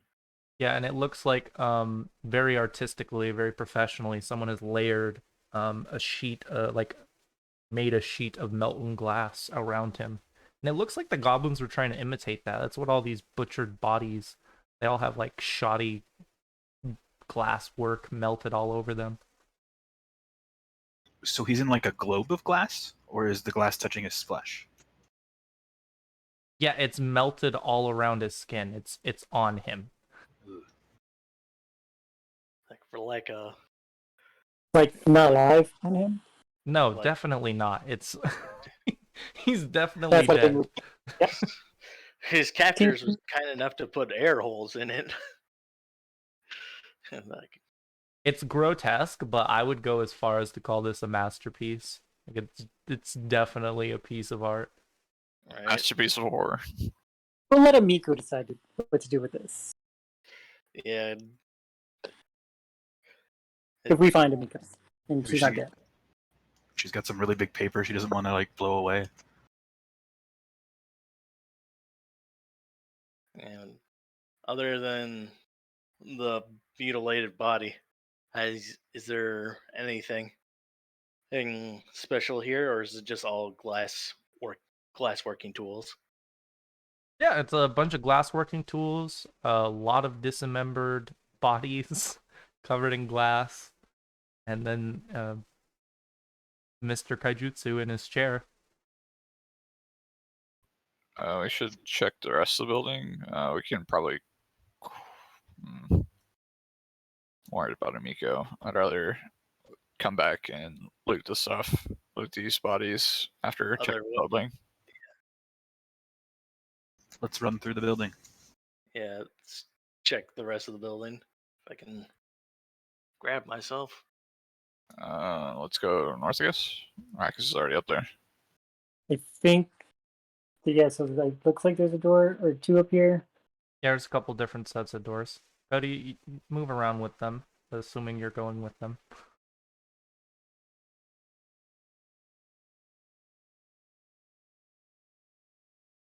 There's a preference on which door? What was that? So there's a preference on which door. I can't see any doors from here. Just pick one, I guess. I kind of feel like the double doors are going to go outside because it looks like windows right there. So maybe the left door. Let's check that. And You guys still left door, I guess. And I know what door you're talking about, but in the future, let's try and use cardinal directions. You open the door, and as you walk through it, it opens into a small hallway. He said as no one walked through it. I'm gonna nudge Aldec. Shit, Yeah, Aldec opened it and walked away from it. I just lost my map. Hey, You can reopen it there we go. via images. Yeah, Aldec's gonna. And the hallway looks like it goes to your northeast to a set of double doors, and there is one single door, your southeast or southwest, and then a path that goes like down a very long hallway to your south. that was a long ass hallway, man. That's like unnecessarily long. Yeah, Aldec's gonna open the door to the southwest. Okay. You open it up, and inside is what looks like a display room with the hugest skylight you've seen in the building so far.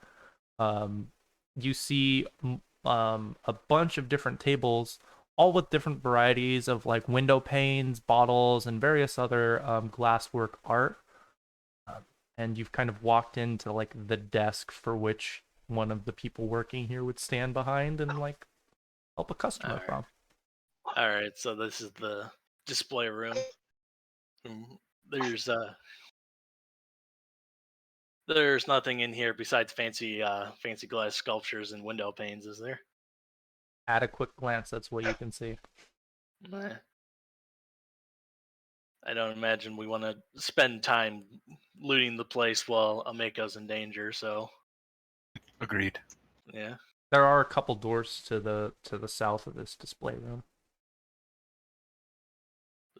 Depending on who's alive, this may also belong to Amiko. So I don't want to like loot this building. I'm fine with looting goblins, but not the building itself.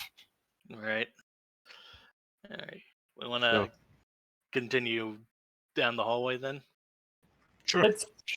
Well, we're near the north end of the building. We want to just clear this north end, like make sure we got all of it up before we go back south. Sounds smart. All right. So, I'd like to keep leading the charge when it comes to opening the doors. I certainly do not want to open doors myself because I'm very, very frail and very small. All right. Okay. Why can't I not? So northeast door near either Raucous or the one in the hallway. I'll swing these two northeast doors open. Oh, the door closed on me. Ah. Hey, it's you. Yep. Okay, so double doorway leading to another double door. Do you want to open that one? All right. I'll open the door to the north. Fresh air as you look down Okay. at the coast. All right, so that's the outside. Okay. So that's good. You want to shut those doors so way people don't like accidentally wander inside. Yep. Let's close them doors. Was this door not locked? Dang it. Oh, we're on the inside. We can just unlock it. Yeah, I assumed Aldic unlocked it. Got it. Like, That would have been funny though. I kicked the door open despite having the key in the keyhole. All right. So clear out the rest of the floor then.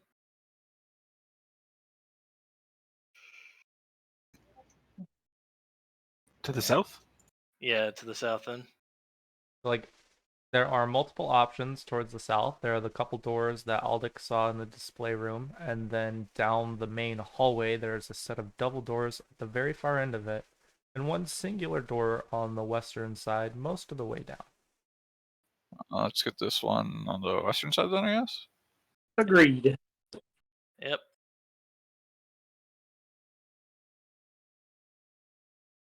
Are you coming, Curtis? Yeah, if I can get my fella to move, dadgum. They don't like moving through squares you can't see. That's the secret. Okay. All right. So you open up the doorway, and inside you see multiple tables with a bunch of seats around them. The room is a complete and utter mess. You see that like multiple of the chairs have been flipped. There's a bunch of like scratches on the wall, and you see a bunch of tidbits of food that have just been demolished, completely consumed almost. So perhaps the goblins were here, or perhaps maybe there was some. This is just left over from the workers of the glass works. Quite possible. Yeah. And there's so many fucking doors in here, I'm not even going to tell you all of them. Do you want to start with the northwest one closest to us? Like northwest of Rackus? Yeah. Yeah, I guess we can just open all these doors. There's from That is an ass load of doors. Yeah, Yeah, it's a big that's building. why I The said architect of this place doesn't make any sense. I guess we could all like take a door and open it up. That's a bad idea. that is a bad idea. I do How not do want y'all to. can? If there's a goblin on that door, I do not want to get stabbed, sir. Well, how about the two straw ones open the door closest to them, and whatever You know, Okay. I'm feeling the time here. comes out, the people who have distance attacks will be able to stay back a little bit. Yeah. All right. I'll open my door to the northeast. Open this Alright. into the west. Okay, you open up, and inside there's a small room that contains several wash tubs. And one of them actually is empty and has some laundry in it. Okay, so just like a storage closet. No, it's like a washroom. Oh, It's like a laundry room, man. laundry room. All right. What's Like the you armor would- rating on that laundry? You would bathe and do your laundry in there. All right. Next door, I guess. Yeah. Crow just want to open the crow dress. Want to open the next door? Wow, more doors. Yeah, more doors. Okay, you go into this More- room, and Jesus Christ. it looks like some kind of waiting room. There's just a bunch of chairs arranged around the edges of the room. There's a door over to the east. Well, So- I feel like, let's finish the this next area. doors are just yeah. Let's finish this area Come back back in here. there with y'all. All right. I'll open my door.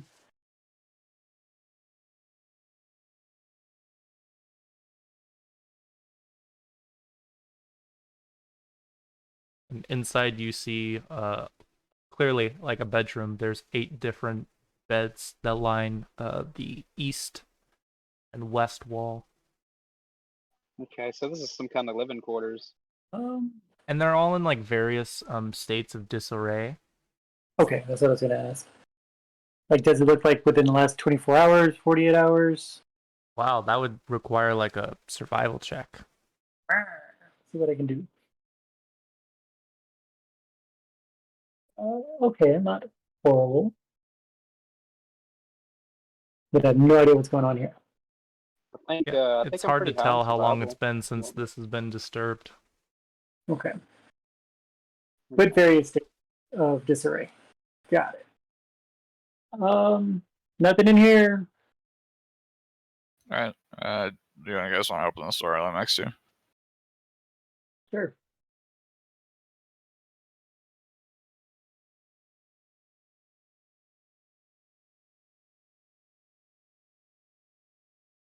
You look down. There's a short hallway with a couple doors to the east. Jesus Christ. What Two is doors. with this architect? This is probably like the cleaning room, the linen closets and stuff. And a hallway you see Raucous going down. I accidentally put myself on the wall. Okay, I'm out of here. Shit. Ah. It's a big Yes. building. I told you guys. Trick, you see. Yeah. So this is a whole lot. So I'm gonna switch from my bow at this point to my pig sticker because it's closer combat, and I feel like I wouldn't be able to do much with my bow in this area. That's probably a good call. Smirking like something's gonna happen. These are all Well, just going to be bathrooms or something. If I pull my bow out, I'm probably gonna end up hitting Aldeck in the back. It won't be pretty. He won't like me. Ow. He's got a strong back. He can take it. I mean, he's been carrying us. So. Carrying's a strong word. I've been mostly just been a wall between you and the enemies. Open up these random doors and clear them out. Make sure no goblins are gonna run behind us. Okay. Door in front of Aldic is just a supply closet with like brooms and chemicals and rags and shit. Then right in front of Denton is another storeroom. This one with like a bunch of tools and then extra clothes and firewood and a bunch of miscellaneous supplies beside that. And then over by Osgic is where you see a bunch of like finished products for the glassware shop. Yeah, so that leads back to the display room. Yep. All right. One of the doors that you saw earlier. All right. Well, time to Mm. get to go backtrack then, and I'll check these. I'll start with the door on the left of all deck here. Okay, you open the room, and inside is like a kitchen, and this place is completely torn apart. Just a complete and utter mess, worse than any of the other rooms you've seen. Some goblins have been here, certainly. And then Aldec's gonna open the one on his right, or down in front of him. Whoop. Okay, and this room is another mess. You see multiple barrels that have been knocked over and cracked open, and then multiple sacks that look like they've been emptied.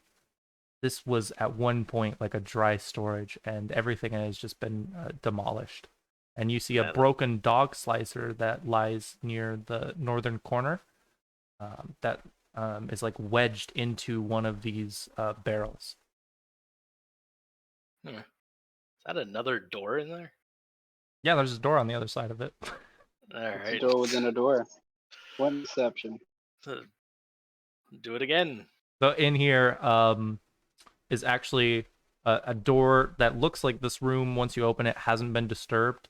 But all that's in here is several mounds of firewood and a kitchen stove. All right. So nothing useful to us right now. All right. Nothing useful this way. All right. Once again, Aldeck bravely opens the door in front of him. I would have switched back to my bow. It looks like it opens up into a junction that splits in multiple directions, and all your cardinals. All right, and just for completionist sake, I'm gonna open the double doors behind me. Hey, it's that hallway. Yeah, it's the long hallway. All right. So many doors. How many doors are in here? Like 30? Gotta check everything. Open door at the south end of the hallway. South end junction. Yeah, so when you open stuff and get to new rooms, don't just go in. Sorry. That's just a bad habit. Because like if there is something important in there, I have to like be like, okay, everybody go back to where you were 10 seconds ago so we can make sure we're doing it right.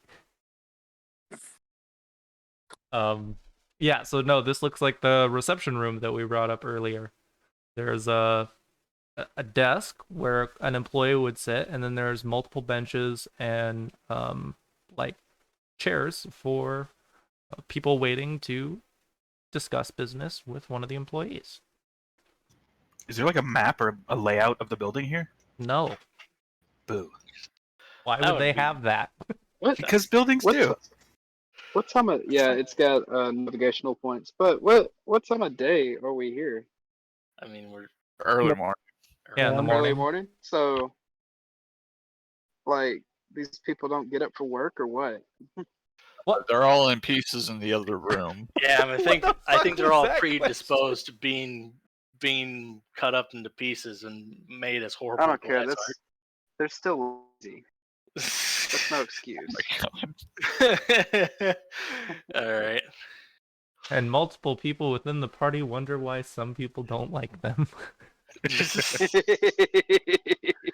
All right. Shall we go searching for some more doors? More door. There's like you 5 got different 4 in doors you here. guys could go through right now. Yeah, I've there's like one like right here. Yeah, Yeah. I'll open this guy. Okay. It opens up into an extremely tight hallway that goes about 10 feet down. Is that another door? Yeah. I'll open it.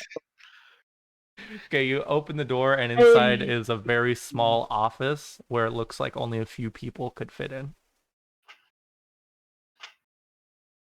All right. Delightful. I think Aldec knows where we're at, but he's gonna open the door in front of them. And it opens into the loading room.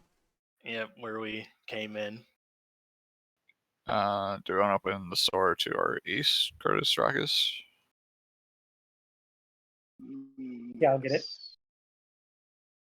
You open it up, and there are multiple cabinets and shelves. And all of the shelves look like they have a bunch of books on them with different dates.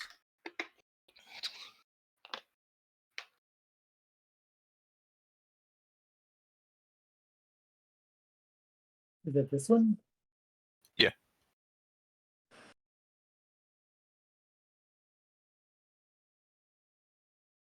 Is there anywhere we haven't checked then? I think we said go northeast. There's also one door here by the loading bay that we haven't checked. Yeah, like right here where I'm at. Yeah, there's actually 2 doors in the loading room that you haven't checked. Yeah. But the door to the northeast of me. I thought that was a window. So to the northeast is a door, and then to the west is another door. All right. Aldec's gonna open the door that's closest to him. Okay. It looks like there's a bend not too long after it. There's no Oh. light source from in here. Do you want to cast light on your shield if there's no light? Before we do that, let me sneak my way in. Like move up 5 feet until I can see around the bend. Okay, give me a stealth check. Uh, That will go in It's not the gonna- tower. this can only go well.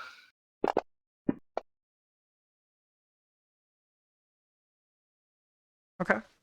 Yeah, you go around the corner, sneaking as best you can in your armor, and you peek around it, and it looks like there's a set of stairs that heads downwards. All right. It looks like there's a set of stairs down this way. You know you're posting in the general chat, not our group specific chat, right, Cody? I do now. Thank you.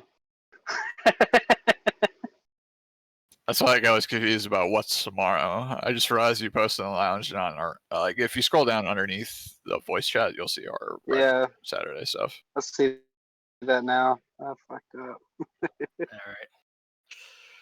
right. We're Yeah, actually going to so- call the session right here, guys. All right. You guys have done a big chunk of the stuff to do on the main floor. Your main floor experience is fairly different than my other groups. aren't any spoilers, but if you'd like me to, I can like send you a link and timestamp for the other group if you want to see how their combat/exploration went. Is it funny? I particularly enjoy like their combat experience, but mostly just because it was so different than yours. Like I like your guys's combat with the goblins for different reasons. And then their exploration was a little bit different than yours. It's not as engaging as the actual combat itself, though. There was talk So of there's more floors to this building. yeah, there's at least one more. You guys have found a set of stairs that head downwards. I am gonna say you guys need to be prepared to level up next session. We didn't get far enough in today for me to be able to be like, okay, let's get the level up going. Because there's gonna be more stuff to do before the level up's appropriate, but it's gonna have to happen during the next session just because of our timing. Okay. All right.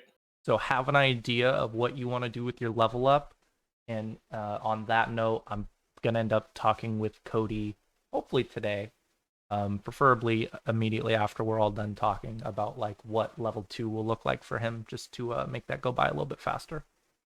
Okay. Sweet. But otherwise, do you Yeah. guys feel like this session went better than last week's? Oh yeah. Yep. Felt like it went a whole lot smoother. A lot of introverts.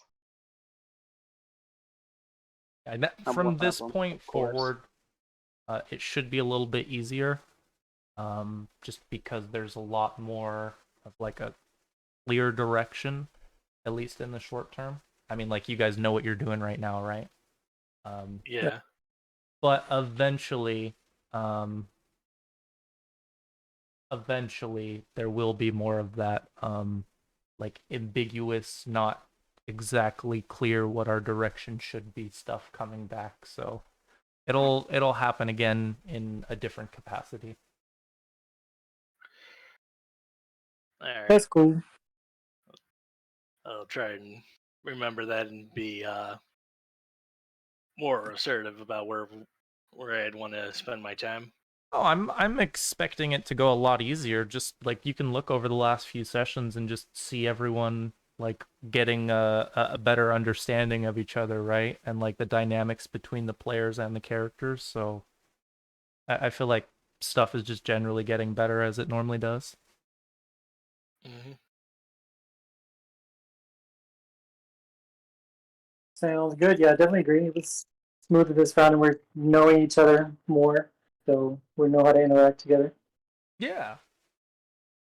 Are there any comments, questions, or concerns? I don't have any. Nope, Yep. not right now. Sounds good to me. Okay, well then, before anyone takes off, just want to say I had a lot of fun this week, guys, and thank you for playing. I had a bunch of fun. Same. Yeah, thanks. Yeah, have a great week. Have a good week, everyone. You too. Yep, see ya.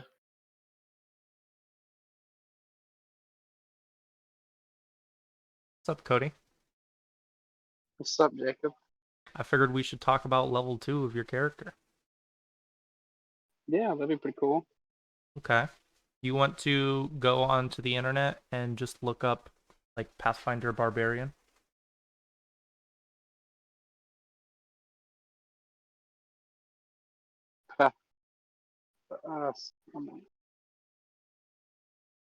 So a level up for you is going to be pretty easy. You're going to get better at hitting things. You're going to get more HP. You're going to get more skills. The skills is one of the two things that is actually going to be like a decision you get to make where you put those skill ranks. I mean, that shouldn't be too tough, but that's something you'll need to plan for.